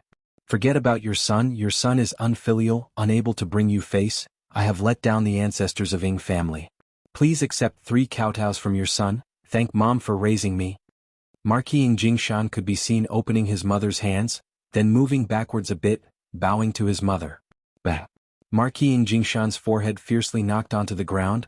The hard stone on the ground immediately cracked, and the entire hall shook for a bit. Bang. The hard stone was unable to withstand the force and actually collapsed, and the cracks spread out endlessly. Bang. A small pit was forcefully created on the ground, and right now Mark Ying Jingshan's entire face was covered with blood. Even Qin Yutong and Yi Zizi, who were at the side, were stupefied. They completely didn't expect Mark Ying Jingshan to do such a thing. Mom, go back, just treat it as if you don't have this son. Looking at her son whose face was covered with blood, Yuha felt as if her heart was being pierced by a knife. She hugged her son in her embrace just like when he was young. Mom won't leave, Mom will accompany you. Marquis Jingshan let out a deep breath, enjoying the last bit of warmth. Soon after, he lightly caressed his mother's forehead, letting her gradually fall asleep. The maid very quickly carried the unconscious Yuha away, and the entire hall once again became quiet. Right now, Kangshir was still kneeling in front of his father, his head lowered as he begged, not having the slightest intention of asking for forgiveness. Jingshan said gravely, Marquis, violating the family rules, harming your own brother, you will be sentenced to Heavy Dust Cave. Hearing such a declaration, the relatives of the clan let out a sigh of relief. As long as one entered Heavy Dust Cave, it would be impossible for them to come out. However, when Kangshir heard such a sentence, he finally felt that the situation was balanced. Hearing his father's sentence, Marquis Jingshan did not reveal too much of an expression. On the other hand, Qing Yutong and Yi Zizi were both curious about what kind of place this Heavy Dust Cave was. As for the two of you, Jingshan immediately glared at Qing Yutong and Yi Zizi. If the two of them did not appear, such a thing would not have happened. Not knowing the severity of your attack, causing family's offspring to be infertile, you will be sentenced to Heavy Dust Cave. Towards this kind of punishment, everyone felt that it was meaningless. Although the two ladies had saved Kangshir's life, they had also trampled on his life, and the punishment naturally could not be offset.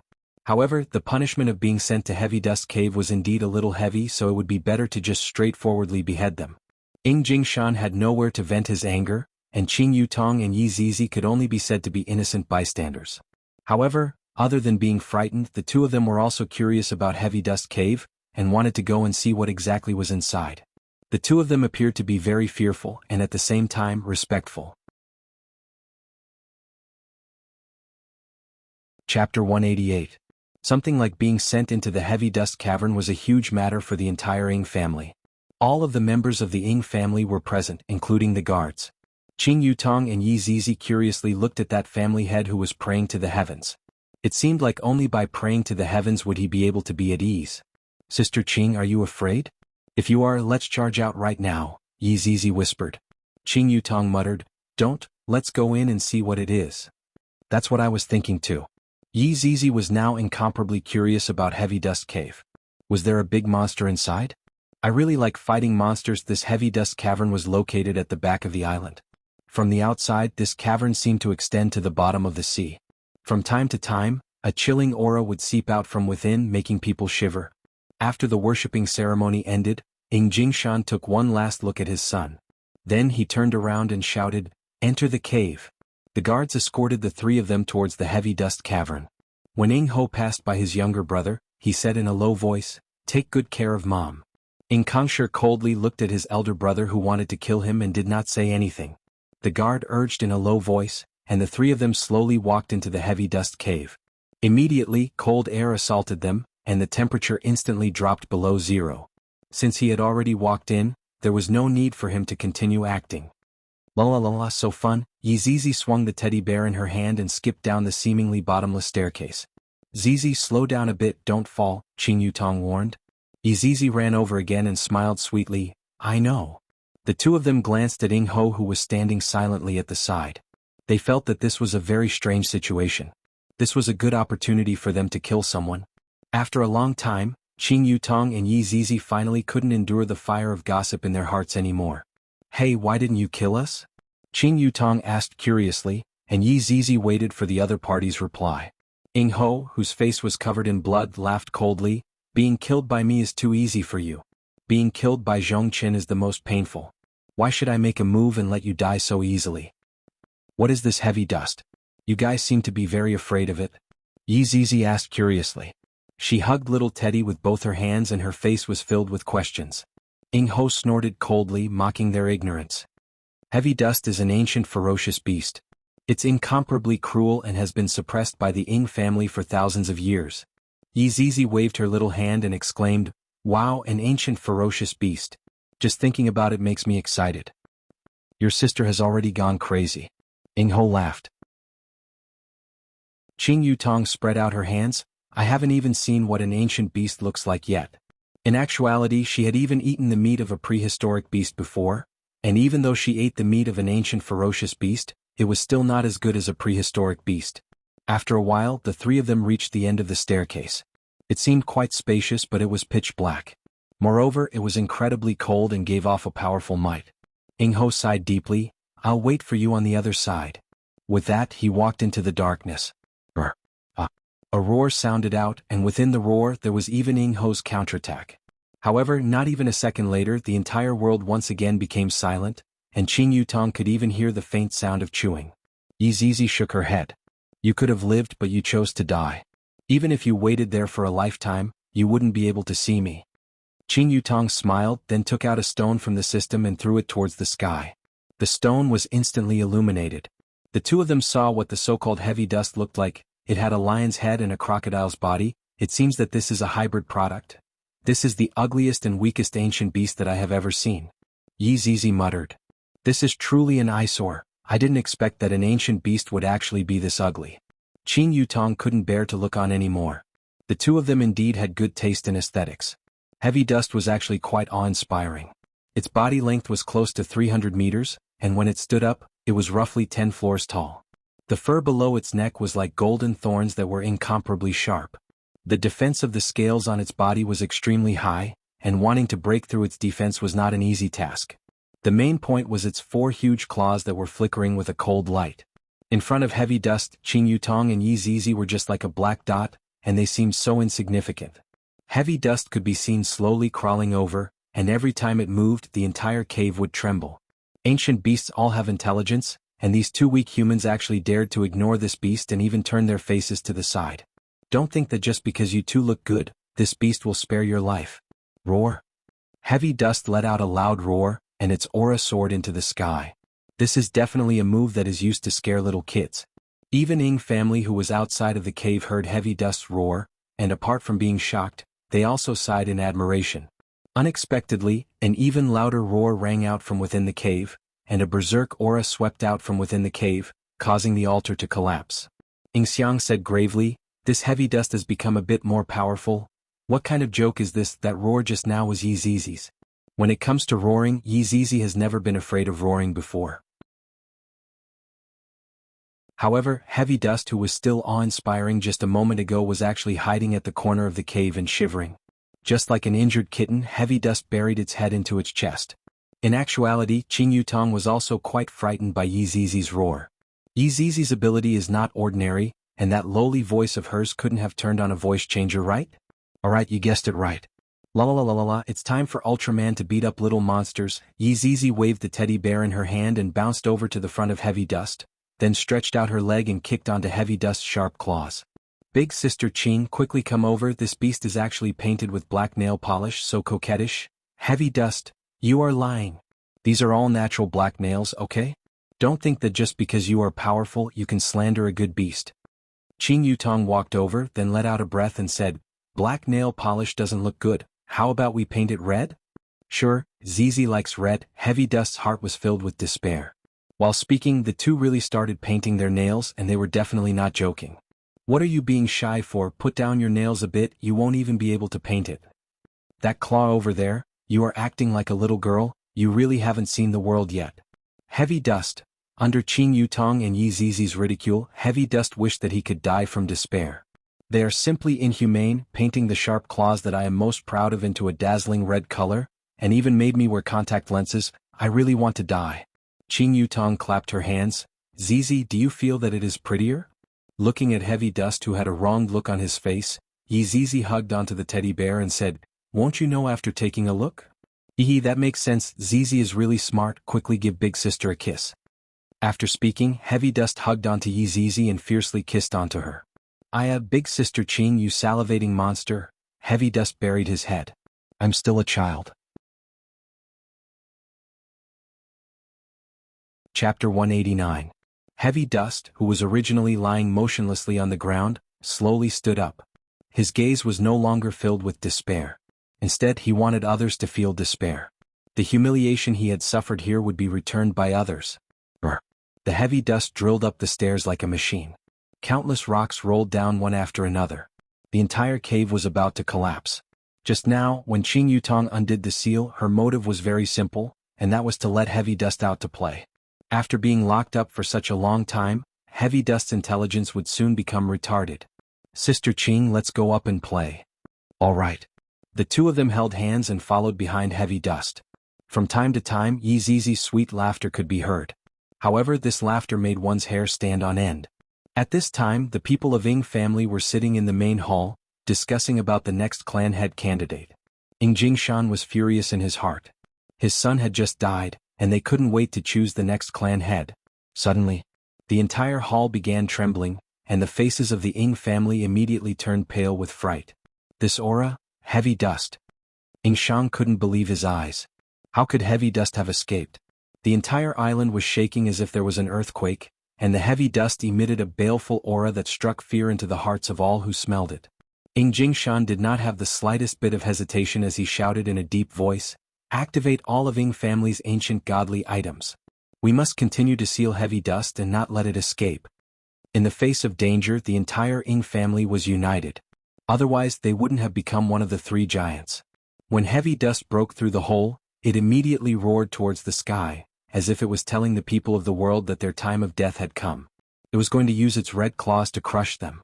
With every step he took, Ying family's luxurious building would turn into an Oreo. He didn't even know if there was anyone under his foot. Qing Yutong and Yi Zizi slowly walked out, and looking at the moonlight in the sky, Qing Yutong stretched their waist.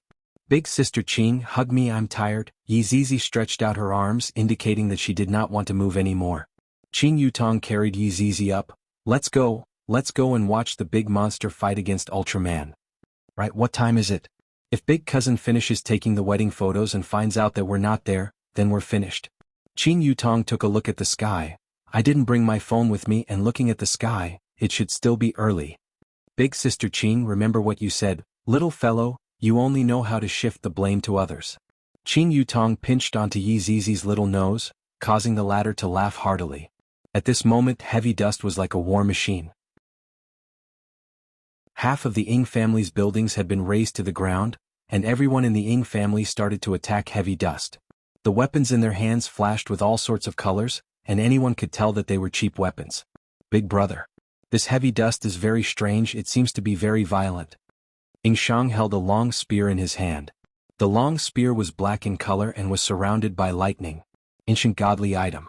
At this moment, Ying Xiang had also flown over. He was holding a large blade in his hand. It looked very much like the green dragon crescent blade, but the blade was yellow in color. It was another ancient godly item. The thing that the three great magnates lacked the least was ancient godly equipment. "Big brother, why did Heavy Dust's sharp claws turn red? This is a bit strange."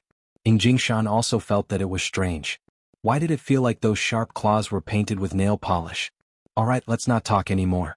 Let's subdue Heavy Dust and seal him again." Yes. The orders of the patriarch could not be disobeyed. Rules were rules, and no one could override the rules of the Ying family.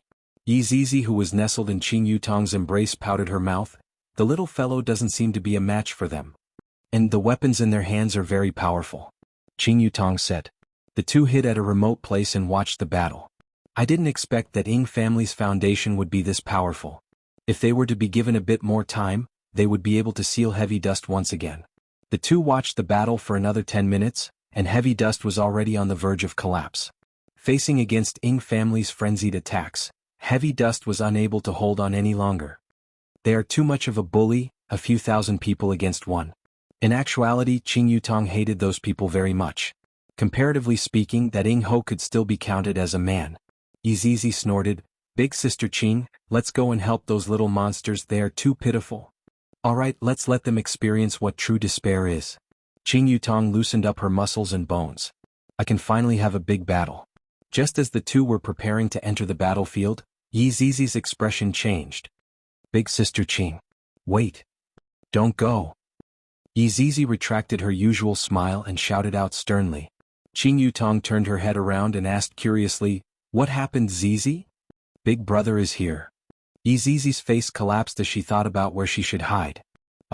Brother-in-law is here." Qing Yutong also got a fright, and she felt that her bow was a bit painful. "Hide." The two immediately understood each other's gaze and hid. Half an hour ago, Yi Hua, who was in the bridal dress store, felt that his body and mind were exhausted. I might as well just fight with Yi Zizi. Thinking about how there is still a whole day of filming tomorrow, Yi Hua felt that the sky was pressing down on him, and a feeling of powerlessness welled up within him. Facing something like this, so what if I am strong? Sometimes, I really want to go back to the past and be a little skeleton that is always in fear, sigh. Qinya, who was wearing a pure white wedding dress, walked over. Looking at Yi Hua, who had a bitter look on his face, Qinya laughed in her heart. All right, don't be angry anymore, I will give you a massage when we get back.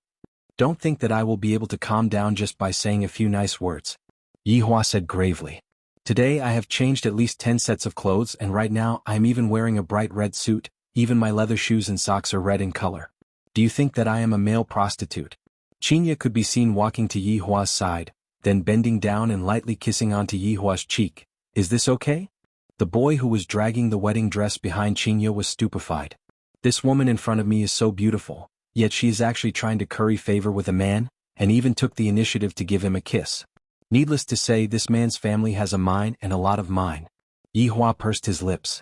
Qinya actually took the initiative, I have taught her quite well. Quickly change your clothes and go back.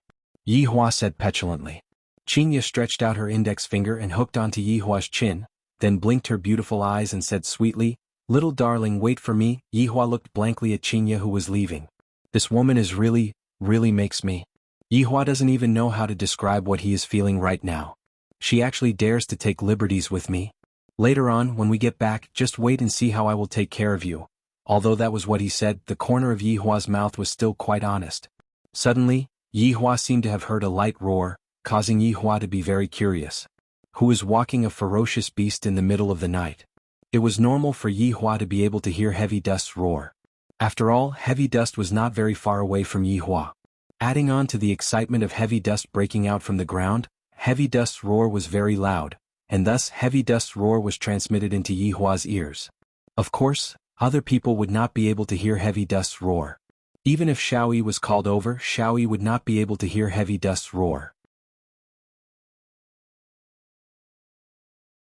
Chapter 190. Opening the window, Yi Hua looked towards the pitch-black ocean.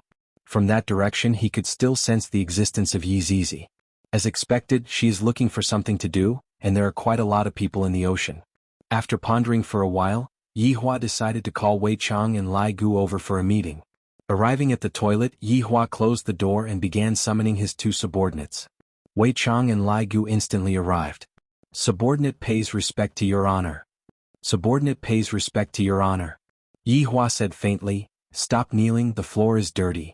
Wei Chang and Lai Gu heaved a sigh of relief. Thank you for your understanding. Thank you for your understanding. When Wei Chang and Lai Gu raised their heads and saw his honor, who was dressed entirely in red, Wei Chang and Lai Gu were both stupefied. His honor had always been dressed in black, and for his honor to suddenly be dressed entirely in red, it truly feels very awkward. I am currently thinking about a problem, and I wish to hear your opinions. Yi Hua took out a stick of cigarette and said faintly. What? He came to take the exam in the middle of the night. Wei Chang and Lai Gu immediately pricked up their ears to listen. Zizi is currently causing trouble in a certain power, and I, the Supreme Overlord, want to take this opportunity to subdue him. What do you all think? Yi Hua let out a mouthful of smoke and said. Lai Gu secretly pulled Wei Chang. Aren't you very good at this kind of problem? Subordinate thinks that. Wei Chang was about to speak, but Yi Hua said, let Lai Gu speak. Lai Gu, your honor, you clearly know that subordinate isn't thinking, subordinate is only thinking with the lower half of his body. Lai Gu coughed lightly. Your honor, I feel that your way of thinking is truly too great. It was over. No more? Yi Hua asked gravely. Yes. Lai Gu said 10 times in one go. But this subordinate feels that what his honor is doing, what is it called again? What rain? Wei Chang reminded, prepare for a rainy day. That's right, it is to prepare for a rainy day. Currently, other than Sun Fang, who is still teaching the humans, there are no other powers that are under our control. If we were to subdue those powers, it would be useful for your honor's plan. After finished speaking, Lai Gu prepared to listen to Yi Hua's lecture. Yi Hua paused for a moment, then said gravely, that's right, the current progress is indeed a bit slow. If I were to subdue a power and make it work for me, it would be more convenient for me to handle matters. Your honor is wise. Your honor is wise. Since we're going to subdue them, what kind of formation do we have to put on to shock them? Yi Hua thought back then when the 7 deadly sins were still around, every time they set out to battle there would be 8 of them. Wei Chang and Lai Gu also thought of the past. However, there weren't that many people now. Wei Chang suddenly had an idea and suggested, I can call Xiao Tang over, along with Lai Gu's 3 celebrities, and that little brother of mine, and that little brother of mine, and that little brother of mine's woman. This scene should be more or less enough. You called a few women to keep up appearances? Yi Hua was a bit displeased. Wei Chang hurriedly explained, during that day's outing they had already started to worship your honor's strength. If your honor were to show off your strength again, they would definitely become the sharp blades in your honor's hands and pierce through the blood vessels of your enemies. Not only to shock the enemy but also to shock them. That makes sense. The world has yet to witness my true strength. I might as well let them witness my true terror tonight. Wei Chang and Lai Gu didn't care whether the ground was dirty or not, and said in unison, His honor's might shakes the world. Gather everyone. We're leaving in 5 minutes. Yes. Yes. Yi Hua let out a breath and felt an indescribable excitement, as if I have returned to the past. This feeling is great. Arriving at Qing Ye's dressing room, Yi Hua walked into the dressing room. Yi Hua, what's wrong? Don't be anxious, it will be done very soon. Qing Ye smiled tenderly. Yi Hua said faintly, I ran out of cigarettes, I am going to buy a pack of cigarettes.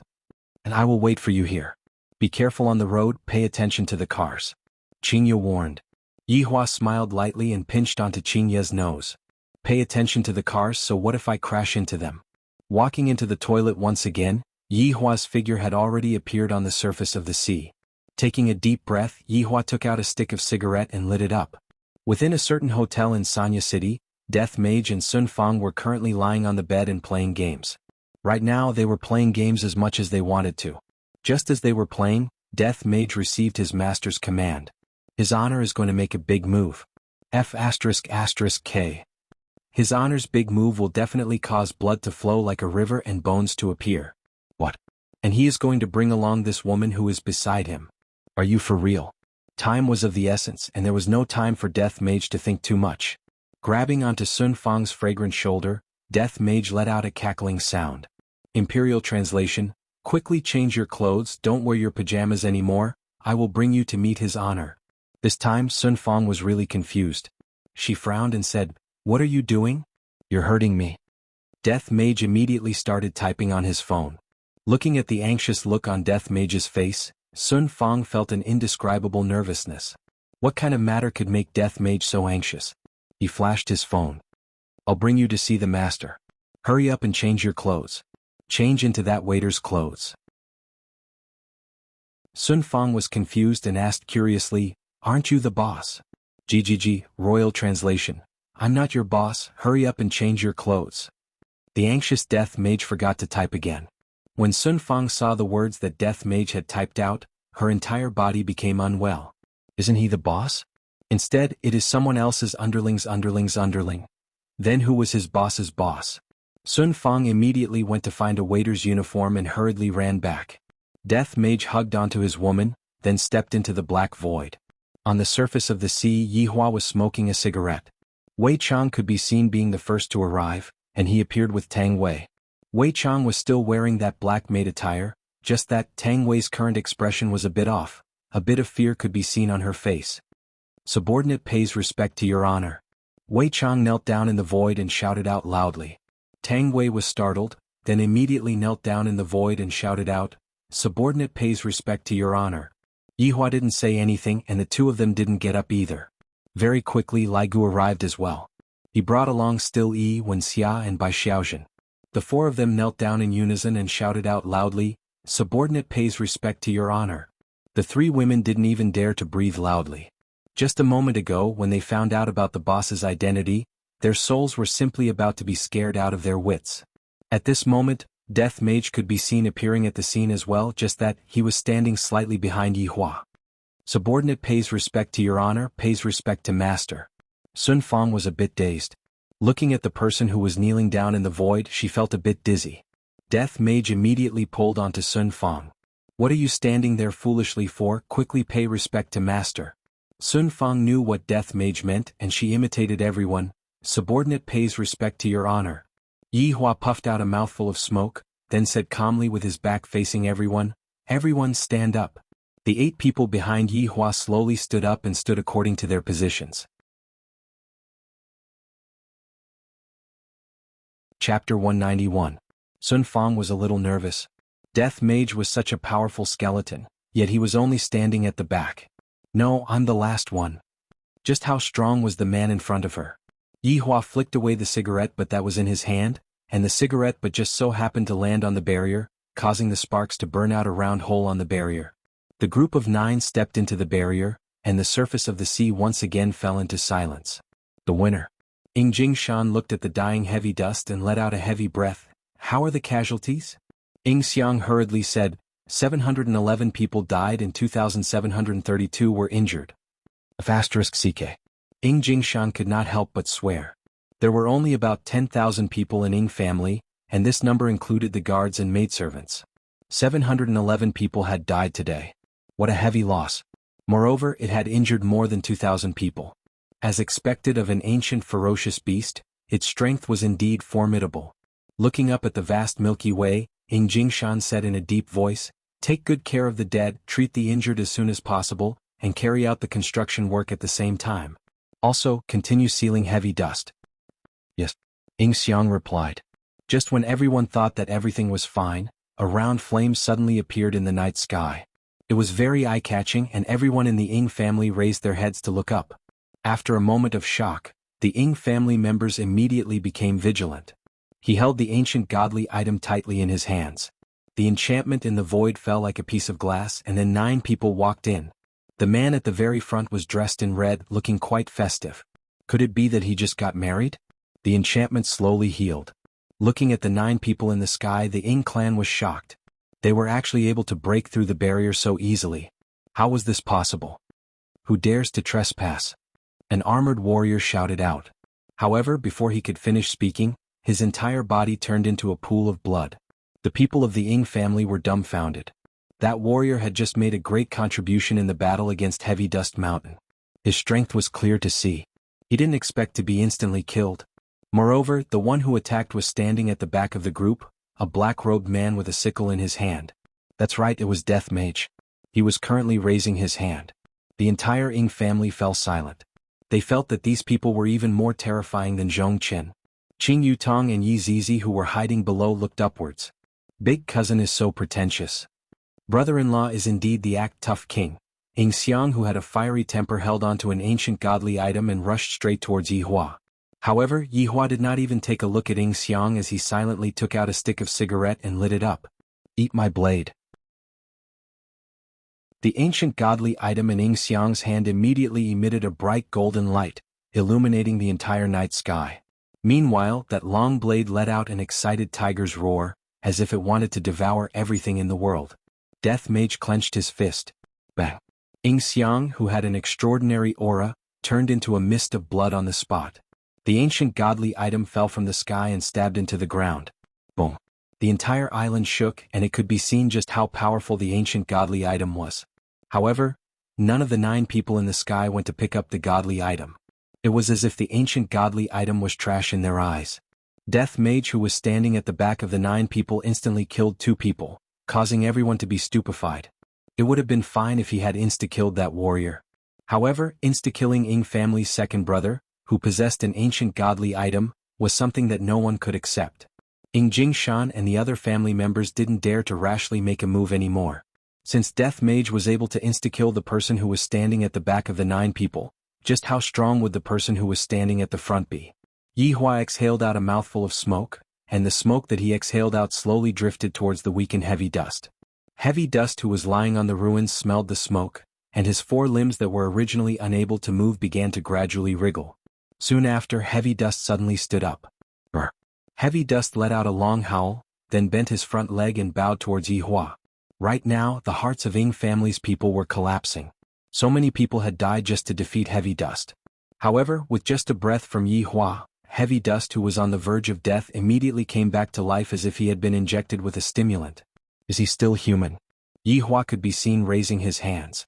The entire sea surface immediately began boiling, and seawater could be seen surging upwards, forming legs, waist, chest, arms and head. 8 giant water demon gods surrounded the island and looked down at all of Ying family's people. Heavy Dust was already trembling in fear. In front of the giant water demon gods, he was just like a wild boar, and he could only raise his head to look up at the giant water demon gods. Not only Heavy Dust, the legs of everyone in Ying family were trembling, and those who were slightly weaker had already collapsed onto the ground. Meanwhile, Ying Kongshi had already fainted from fear. This was not the end. Below Yihua, the seawater was rising in a straight line, but while it was rising, it was also rapidly freezing, gradually forming a frozen platform. Yihua and the others just happened to be standing on the platform. A frozen throne could be seen rising from the center of the platform. Yihua slowly sat on the throne, then flicked away the cigarette that was in his hand and shouted faintly, "Why are the two of you still not coming over?" Ying family's people didn't know what this man meant. What two of us? Yi Zizi and Qing Yutong, who were hiding below, let out a sigh, and at the same time they even touched their buttocks. Ying Jingshan saw two figures flying out from the side, and when he saw their appearance he took in a breath of cold air. So it was them. All of the family members who had seen Qing Yutong and Yi Zizi felt as if their chests were going to vomit out blood. So it was them. The entire Ying family was actually played around by these two women. And they were even killing each other. Coming to the ice platform, Yi Zizi lowered her head and stood together with Wei Chang and the others, looking just like a child who had done something wrong. Qing Yutong didn't know where she should stand anymore. I don't know what kind of reaction they will have when I jump into brother-in-law's embrace. Of course, I can only think about it, only an idiot would do something like that in such a big scene. However, where should I stand? I should just stand at the back. Yutong, stand at my side. Yihua said faintly. In any case, Yi Zizi is my sister-in-law, I have to give Qing Yi face. Just treat it as me standing at her big sister's side. Qing Yutong was overjoyed. Brother-in-law even brought his sister-in-law along when he is acting cool. I really want to kiss brother-in-law. However, I can't show this kind of expression on my face. I can't lose brother-in-law's face. Standing at her brother-in-law's side, Qing Yutong looked at the small island in front of her, the water gods that were standing at the surroundings, and Heavy Dust who was kneeling at the ruins. This kind of feeling was something that she had never felt before. Wei Chang could be seen taking a small step forward, then shouted out gravely, "Kneel." The 8 water gods shouted out at the same time, "Kneel." A powerful pressure directly pressed onto the backs of all of the people from Ying family, and all of the people who were flying in the air were instantly pressed onto the ground. One by one, the people from Ying family gradually kneeled onto the ground. As the family master, Ying Jingshan was holding on with all his might. How could he possibly kneel? A mouthful of blood sprayed out from Ying Jingshan's mouth, and his knee smashed onto the ground. Seeing that all of the people from Ying family were kneeling onto the ground, Yihua said faintly, "The reason why I came here today is to give all of you a way out." Chapter 192. 1 second later. Yihua said faintly, "A wise man submits to circumstances. I admire the two of you. The Ying family, you call this giving time to consider? Others give you a day but you give me a second?" And then he said, "A wise man submits to circumstances?" This wasn't good, right? It was too hasty. No matter who you were yesterday, from this moment onwards, you will only listen to one person's orders. Yihua shouted out faintly, "Sun Fang, come out." Sun Fang, who was standing at the back, was startled. Why was she called out at this time? Death Mage pushed the foolish woman. His honor is asking you to hurry up and run. Sun Fang was still wearing the uniform of a hotel attendant. When the people of the Ying family saw Sun Fang, their heads started buzzing. Could it be that they would have to listen to a hotel attendant from now on? She's the one you'll have to listen to in the future. She'll also pass on my orders. Of course you can resist, but don't forget the price. I've exterminated a lot of people and I won't recommend killing one more. After finished speaking, Yihua silently lit up a cigarette. Wei Chang once again shouted in a low voice, "Did you hear me clearly?" The Ying family was silent. A water demon god punched at the crowd. Boom boom boom. The entire island shook violently as if it was about to explode. A huge shockwave swept across the island, and the entire Ying family's building was reduced to rubble by the punch. "Did you hear me?" Wei Chang once again shouted. The 8 water demon gods had already raised their fists. If they continued to fight, the entire Ying family would be destroyed. "I heard it." Ying Shang shouted. As Ying Shang spoke, more and more members of the Ying family spoke up. In front of absolute strength, all resistance was useless. They could only submit. Lai Gu shouted out, Be orderly, use honorifics. The entire island could be heard shouting at the same time, we will obey his honor's command. It has been a long time since I enjoyed this kind of treatment. Yihua slightly closed his eyes. In the past, when I met with this kind of situation, I would basically not leave anyone alive. However, it is different now, everyone has their own use as long as I make good use of them. Wei Chang, Lai Gu and Yi Zizi who were standing at the back were very excited. It was as if they had returned to the past, and they really wanted to kill all of them. To Wei Chang and Lai Gu's girlfriends, what they saw tonight had already refreshed their worldview. Sun Fang was still in shock and had yet to recover. In actuality, among all of them only Qing Yutong was the most surprised. She knew that her brother-in-law was formidable, but she didn't expect that he was formidable to this extent. No wonder the system wants to hug his thigh. Big sister is really lucky. In the future, with brother-in-law protecting her, she could rest assured. Yihua stretched out his hand and formed a token. Sun Fang, you will be able to control these 8 water demonic gods.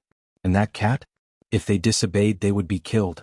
However, the giant water demon god can only appear in this sea region.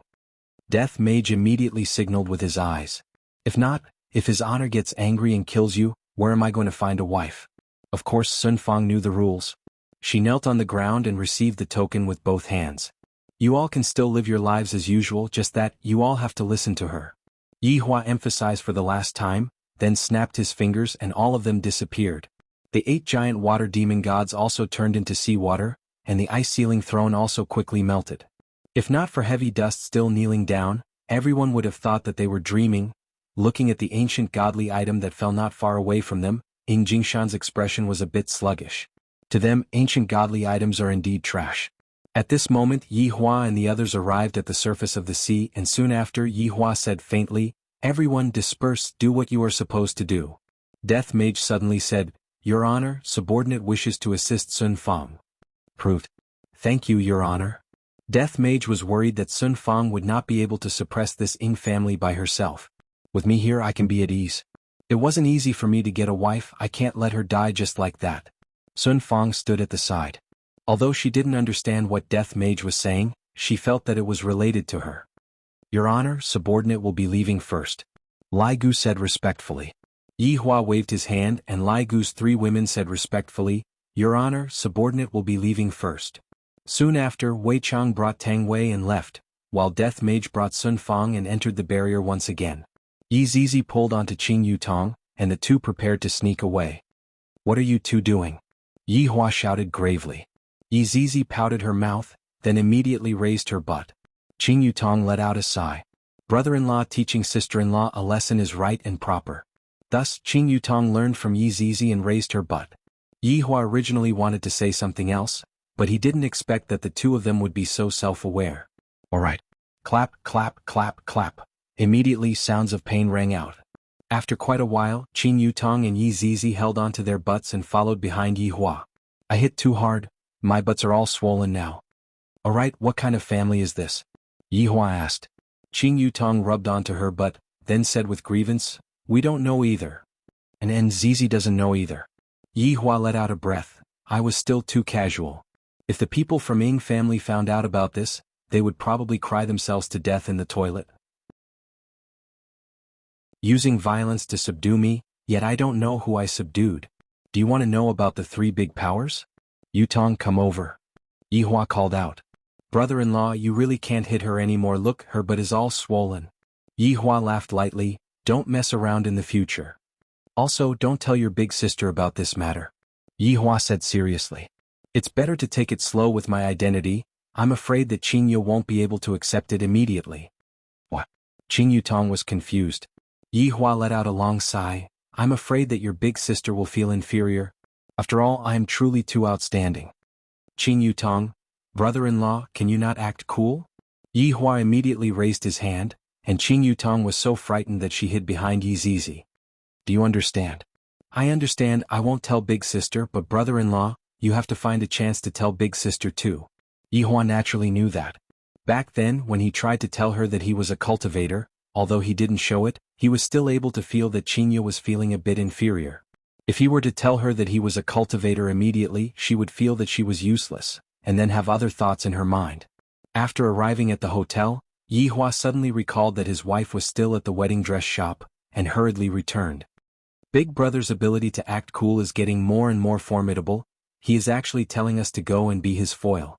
Yi Zizi said with a smile. I love to see his honor act cool. Zizi, did you notice that every time your big brother acts cool he has to smoke? Ah? Why is that? My big sister said that brother-in-law contracted a kind of illness that is incurable. It's called acting cool after smoking syndrome. There's such an illness? Sounds so awesome. Zizi, you cannot learn from your big brother. Girls cannot smoke, and even more so they cannot fight. They also cannot go to bars, and they also cannot put out fires.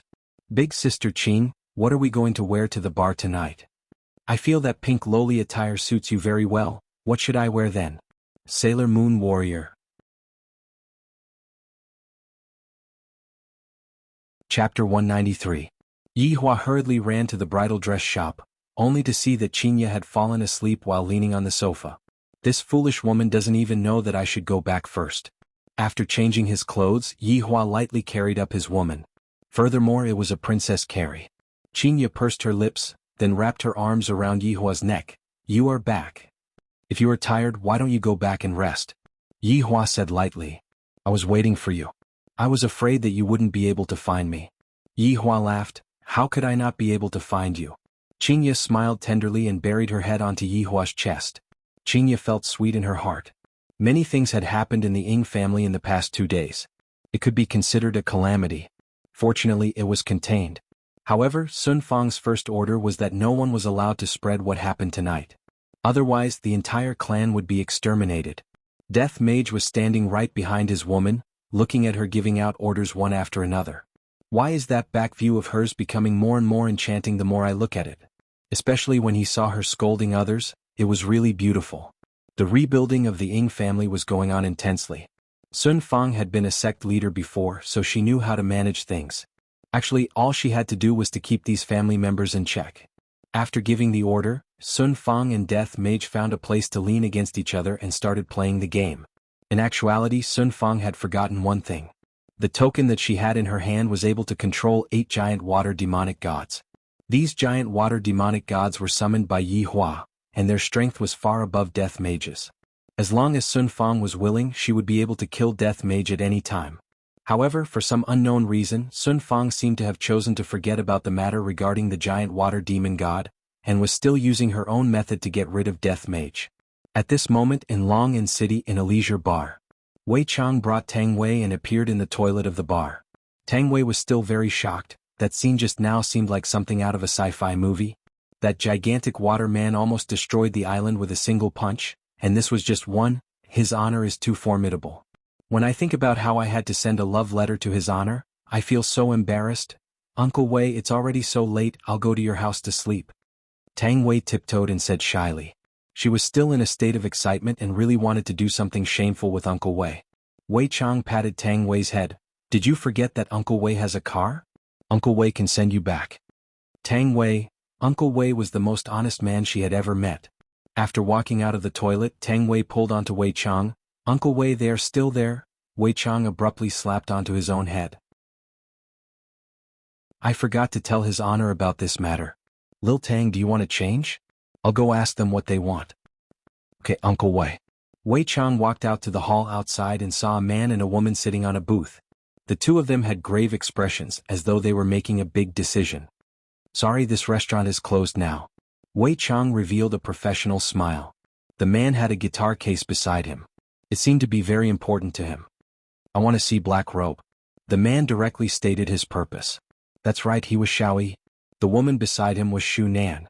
Xiao Yi pondered for a long time at home and came to the conclusion that the Xiao family was hopeless. However, Black Robe suddenly appeared in his mind. With Black Robe's help, the Xiao clan would not perish. No matter what request Black Robe made, he would agree to it. He even brought the Xinyuan sword with him this time. 1 life plus the Xinyuan sword, in exchange for the safety of his woman and child. As Xiao Yi's wife, Shu Nan seemed to have sensed something. That day, she blocked her husband's path. If Xiao Yi didn't tell her where he was going, she would die in front of her husband. Xiao Yi had no choice but to tell Shu Nan about his plan. Without thinking about anything, Shu Nan followed her husband to the restaurant. Back then, Xiao Yi asked his wife why she wanted to follow him to the restaurant. Shu Nan smiled very beautifully and said, I have a life as well. At that moment Xiao Yi discovered that he was the luckiest person in the world. If he wasn't lucky, how could he have married them? Although he had brought his wife over, Xiao Yi would definitely not let his wife die. What are you talking about? I don't understand. Wei Chang pretended to ask. I want to see Black Robe. I have a very important matter to discuss with him. Right now Xiao Yi's complexion was extremely bad. He was on the verge of collapsing. If the matter is not settled by tonight, he might not be able to see tomorrow's sun. Shu Nan tightly held onto her husband's ice-cold hand, and her heart was bleeding. Wei Chang didn't know how his honor was going to deal with this Xiao Yi, and thus he didn't want to care about it. You can go back first, there is no Black Robe here. Wei Chang said faintly. Shu Nan knelt down in front of Wei Chang. I beg you, please let us see Black Robe. My husband is going to die soon, and he only wants to see Black Robe one last time before he dies. Wei Chang looked towards Xiao Yi, and discovered that Xiao Yi was indeed like what Shu Nan had said. Xiao Yi probably wouldn't be able to live past tonight. Let Death Mage come over? Forget it, the way he speaks is already making others anxious to death. Forget it, I should just go and ask his honor for his opinion. Right now Yihua just happened to be sleeping while hugging onto Qinya, and Wei Chang's message suddenly rang out. Your honor, Xiao Yi is here. Xiao Yi. Why isn't he properly cultivating at home? What is he doing here? I don't know, but looking at him, it seems like he won't be able to live past tonight. Yihua asked confusedly, is he going to die? And your honor, do you want me to keep him? Yihua thought for a bit. I just subdued a Black Robe in the south, and the north still lacks a Black Robe. Keep him. Yes. After finished speaking, Yihua continued hugging onto Qinya and continued sleeping. So comfortable. Wei Chang took a look at Xiao Yi and Shu Nan, who was kneeling on the ground. You two wait for a while. After finished speaking, Wei Chang turned around and left. Shu Nan was overjoyed. She stood up and held onto her husband's hand. Brother Xiao, hold on. Cough, cough, cough. Shu Nan, in the future this family will be relying on you. If you meet someone who is better than me, don't feel pressured. Xiao Yi was very weak, his face was completely devoid of blood. If not for his strong spiritual energy supporting him, he would have died a few days ago. Shu Nan shouted out, Brother Xiao, what kind of words are you saying? I, Shu Nan, am your woman in this life, and I will still be your woman in my next life. Xiao Yi gasped for breath, and he didn't even have the strength to speak anymore. Suddenly, a black whirlpool appeared in front of the two, and a figure could be seen walking out of the whirlpool. The figure's entire body was covered by black fog. Xiao Yi and Shu Nan looked blankly at the figure. The scene back then was still vivid in their minds. That figure was that black gown boss. Wei Chang was having a hard time pretending to be Xiao Yi, and Xiao Tang was still waiting outside. What's the matter? Wei Chang asked gravely, and his voice had completely changed. Xiao Yi could be seen to be very excited. Hugging onto his guitar case, his entire body trembled as he lied on the ground. Slowly opening the guitar case, a golden bright and dazzling Xianyuan sword appeared in front of everyone. Xiao Yi could be seen kneeling in front of Wei Chang. Just a moment ago Xiao Yi moved a bit, and right now he was gasping for breath. If it wasn't for Shu Nan supporting him, he would have already fallen. I can give you my sword and my life. Can you protect my wife and child? Xiao Yi said this sentence intermittently, but to Xiao Yi, after saying this sentence, he felt that it was even more difficult for him to breathe, and his entire body began trembling. Chapter 194. Wei Chang stretched out his hand, and Xianyuan's sword floated in his hand, then said faintly, This sword is trash, your life is also trash. Letting go of his hand, Xianyuan's sword fell back into the box, but Wei Chang intentionally left a trace of his own aura on it. Hearing Wei Chang's words and Xianyuan's sword falling down, Xiao Yi coughed violently and tried to crawl towards Wei Chang, begging him to save his wife and child. However, you are very lucky, I like to save Trash's life. A black fog drilled into Xiao Yi's head, and the latter immediately fainted. Brother Xiao. Tell him I can save him and also kill him. Shu Nan was very sensible. She knelt down and said, From now on, Xiao family will listen to Lord's orders. Wei Chang nodded his head, then disappeared and appeared in the back alley. Xiao Tang, let's go. Wei Chang smiled and said.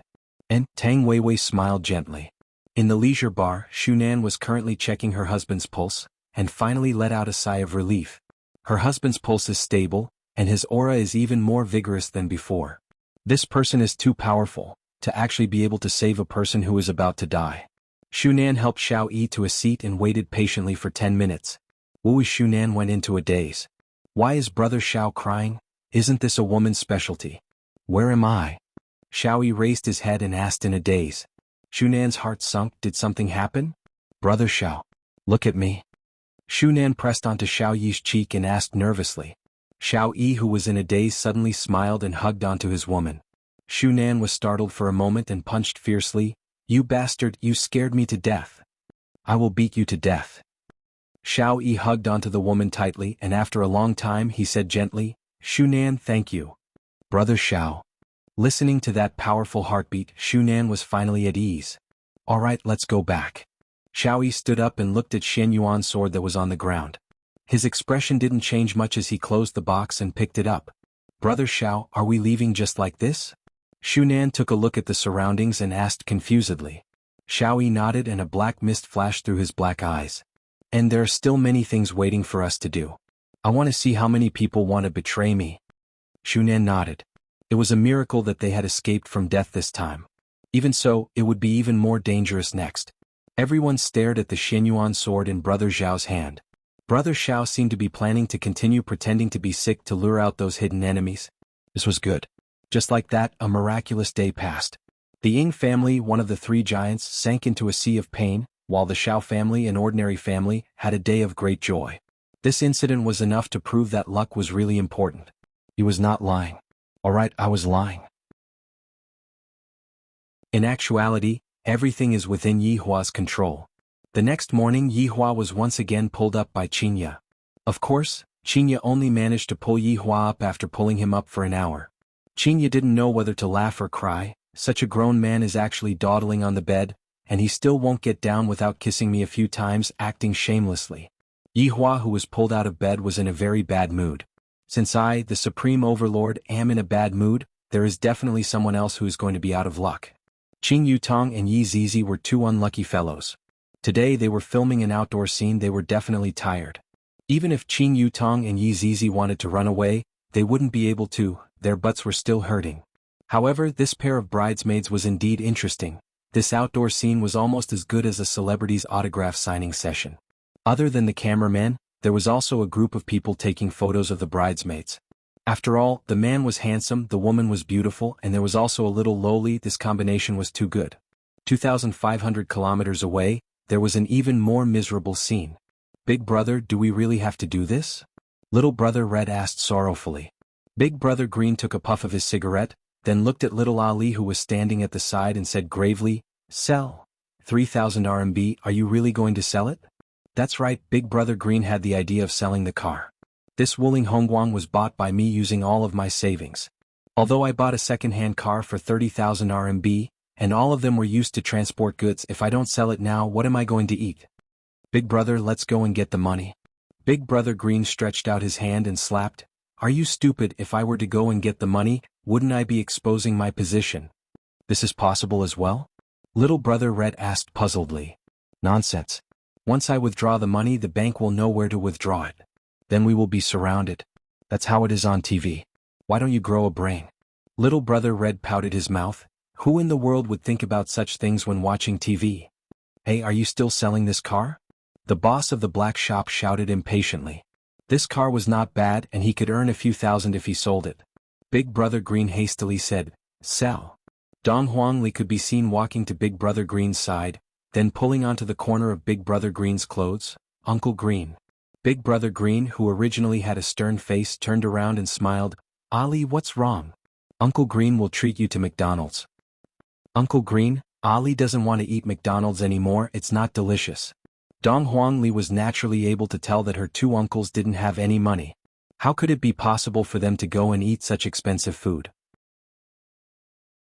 Big brother Green carried Dong Huangli and asked with a smile, What does Ali want to eat? Uncle Green will buy it for you. Ali wants to eat buns. The Green and Red brothers sighed in their hearts. What a sensible child. Rubbing onto Ali's head, Big brother Green said with a smile, All right, I will ask Uncle Red to buy meat buns for you. Looking at his underling who was bringing Ali to buy meat buns, Big brother Green pointed at the motorcycle at the side and asked, "Boss, how much is your motorcycle?" 1,000 renminbi. The boss immediately asked for an exorbitant price. Big Brother Green had ridden a lot of motorcycles in the past. Taking a look at the motorcycle, it was actually not bad, but 1,000 renminbi was too expensive. "Are you selling it for 500 renminbi?" "Not selling." "Forget it then." Hey, little brother, please wait, we can discuss the price." The boss immediately shouted out. "That motorcycle had been placed here for 2 months, it is best for me to sell it now. 800 renminbi, you can take it." "Bye. 600. "Forget it." Alright, 500 renminbi, you can take it." The boss didn't want to waste too much space on the motorcycle. Taking the 2,500 renminbi and a motorcycle that was emitting black smoke, the three headed south. When it rained, they would hide from the rain. When it rained at night, they would randomly find a place to sleep. Although it was quite embarrassing, the entire journey was filled with laughter. At night it rained again. Big Brother Green hurriedly looked for a place to take shelter from the rain. Fortunately, there was an old house that had collapsed by the roadside. The Green and Red brothers' afro heads had already collapsed, and it seemed like they were going to need to be legated. Little Ali's face looked very crafty, but his pair of eyes were very bright. "This damn weather in the south sure is filled with water." Little Brother Red shook off the water that was on his head and sighed.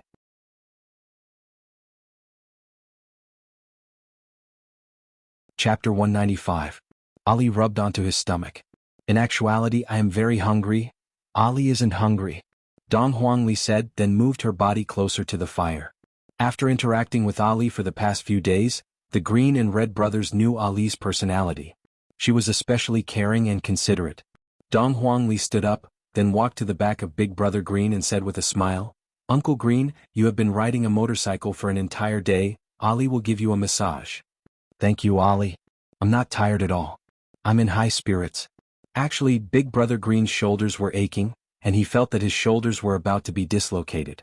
However, Ali was still massaging Big Brother Green's shoulders. Little Brother Red suddenly said angrily, "Big Brother, the people in the family are too vicious. They actually reported us and even said that we stole chickens from the neighboring village 1 year ago. Sigh, a friend in need is a friend indeed. I have decided to withdraw from the family." Big Brother Green lit up a wrinkled cigarette. "Good idea. How about we start our own clan? What's his name?" The underling was very excited.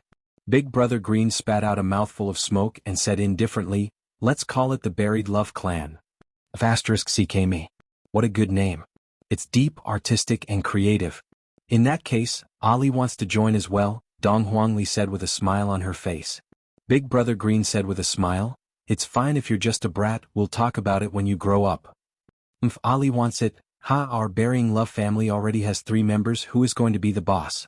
Little Brother Red stood up and said, "You all should quickly acknowledge me as the boss." Dong Huangli immediately raised her hand. "Ali will be the boss." Big Brother Green was speechless. Little Brother Red stood up and said with a smile, "Ali, what's so good about being the boss? Watch Uncle Red show you a spiral-style Thomas spin." Poke, poke, poke. For a moment, dust filled the air and Big Brother Green and Dong Huangli immediately covered their mouths and noses. "Don't King turn around, our back mountain was flattened by you." Big Brother Green couldn't take it anymore. Little Brother Red clapped his hands and stood up. "Big Brother, during the family competition last year, you were ranked first in Thomas spin." Uncle Green is number 1? So formidable." Dong Huangli cried out in surprise. Dong Huangli felt that being ranked first was already very formidable. Big Brother Green was very modest. "It's all in the past, a real man doesn't talk about his past achievements." "Big Brother, show it to Ali." Dong Huangli also said, "Uncle Green, Ali wants to watch you spin." "Alright, Uncle Green will perform for Ali." Big Brother Green could be seen patting his buttocks as he walked towards his little brother's position. Poke, poke, poke. As expected of the first place in the family competition, it was as if a smokescreen had been thrown at the scene. Big Brother Green's figure had disappeared. Dong Huangli, cough, cough, cough. Little Brother Red, cough, cough, cough, cough. Little Brother Red thought to himself. To think that the one who said that I flattened the rear mountain was obviously you, Big Brother. Happy times always passed quickly. The 3 of them gradually fell asleep and continued their journey south the next day. 10 days later, the 3 of them stood at the plaza of Longan City and looked at the huge statue. A middle-aged woman took a look and slowly took out 5 yuan and put it on the ground. "Auntie, come back, I look like a beggar with that eye of yours." Little brother Red shouted out. The auntie turned around and gave him a look of disdain. Are you crazy? It's not like it's for you. The corner of little brother Red's mouth twitched. Are you trying to say that I am even inferior to a beggar? Dong Huangli picked up the 5 RMB that was on the ground, then said to the auntie, Thank you, auntie. The auntie walked back and took out 10 yuan. Little friend, go buy something to eat. The motorcycle broke down on the way here, and it was the kind that couldn't be repaired. Big Brother Green also used up all his money, but he still insisted on not withdrawing money. If he really wanted to withdraw money, he would only do it as a last resort. While holding onto the money in her hand, Dong Huangli, who had a sneaky look on her face, said with a smile, Uncle, Ali has money now, I will treat you all to a meal. The green and red brothers stroked Ali's head and said with a smile, Uncle is not hungry, Ali can eat by himself. This won't do. If uncles aren't going to eat, Ali isn't going to eat as well. Dong Huangli pouted her small mouth. Dong Huangli had a look of, if uncles aren't going to eat, I'm going to go on a hunger strike. Upon hearing Ali's words, the green and red brothers glanced at each other. This sentence is worth it. Dong Huangli bought a steamed bun and pinched it into 3 pieces. However, Dong Huangli's portion was at least half of the steamed bun, and the red and green brothers didn't have much. They found a park and sat on a bench. The 3 of them slowly tasted the world's most delicious steamed buns. Ali, now that we have arrived at Long'an City, where do your daddy and mommy live? Big Brother Green asked. I feel that after going through 81 trials and tribulations, I have finally sent my little ancestor to their destination. Let's go. Dong Huangli said. The green and red brothers went into a daze. What do you mean? Let's go? It's Qing, right? Dong Huangli said with a pure accent. Big brother, I have heard of bars before, but I have never heard of it before. Little brother Red said confusedly. Big Brother Green stretched out his hand and slapped on Little Brother Red's hand. Are you stupid? My phone is out of battery. Let's search one by one then. Little Brother Red let out a breath. This is such a big city, how are we supposed to search? Seems like this adventure of mine is not over yet. After finishing eating, the 3 of them began searching for the so-called Qing bar. However, they suddenly discovered something. The Qing bar seems to be closed during the day. Walking to the bustling street, the 3 of them indeed became the center of attention. Suddenly, a burst of fragrance wafted over, causing the 3 of them to stop their footsteps and look towards their right. King Song Mansion's hot pot restaurant. The green and red brothers pursed their lips, and Dong Huangli directly swallowed her saliva. There are so many people queuing up. Dong Huangli muttered. Big brother, the food inside looks very delicious. Little brother Red was about to drool. That's right. Dong Huangli said foolishly. Suddenly, a man who was wearing a suit stood at the entrance and smoked. Looking at the 3 of them, the man's brows wrinkled. The 3 of you stand further away, I don't want to affect my customer's appetite. Dong Huangli pulled onto Big Brother Green's hand. Uncle, let's hurry up and leave, don't affect them while they are eating. Big Brother Green was in a bad mood. What are you shouting about? This road belongs to your family, even people who come from the countryside are more cultured than you. You still dare to talk back to me? Get lost, if not see how I am going to take care of you. Dong Huangli pointed at the manager and said with a childish voice, Uncle, you are a bad person. Yo, where did this little beggar come from? Your mouth is so unforgiving, you don't even have a bit of upbringing. The green and red brothers looked at little Ali with bloodshot eyes and immediately exploded. The green and red brothers rolled up their sleeves and shouted, You fucking dare to say that one more time. Seeing that the green and red brothers were going to risk their lives, the manager immediately hid inside the restaurant. If you still don't leave, I am going to call the police. Fuck, if I don't teach you a lesson today, I will dye my hair green. After speaking, little brother Red rushed into the restaurant, scaring the people that were queuing up to immediately move aside. Big Brother Green also rushed into the restaurant, and immediately, sounds of fighting could be heard coming from inside the restaurant. In less than a minute, the red and green brothers ran out of the restaurant with a panicked look on their faces, then carried Dong Huangli and ran away madly. More than 10 chefs could be seen rushing out of the restaurant, and each of them was holding onto a kitchen knife. Big brother, there is an alley over here, run over there. Big Brother Green slapped onto Little Brother Red's back. What if that alley is blocked? Quickly run. You're right. That you're tuning in to the Han Li's Wuxia Chronicles YouTube channel. We're so grateful for your support, and don't forget to subscribe to join us on this incredible journey through captivating stories. Your generosity through donations truly makes a world of difference. as it's the primary source of revenue that allows me to expand and enhance this channel for you. Thank you from the bottom of my heart for being a part of this adventure.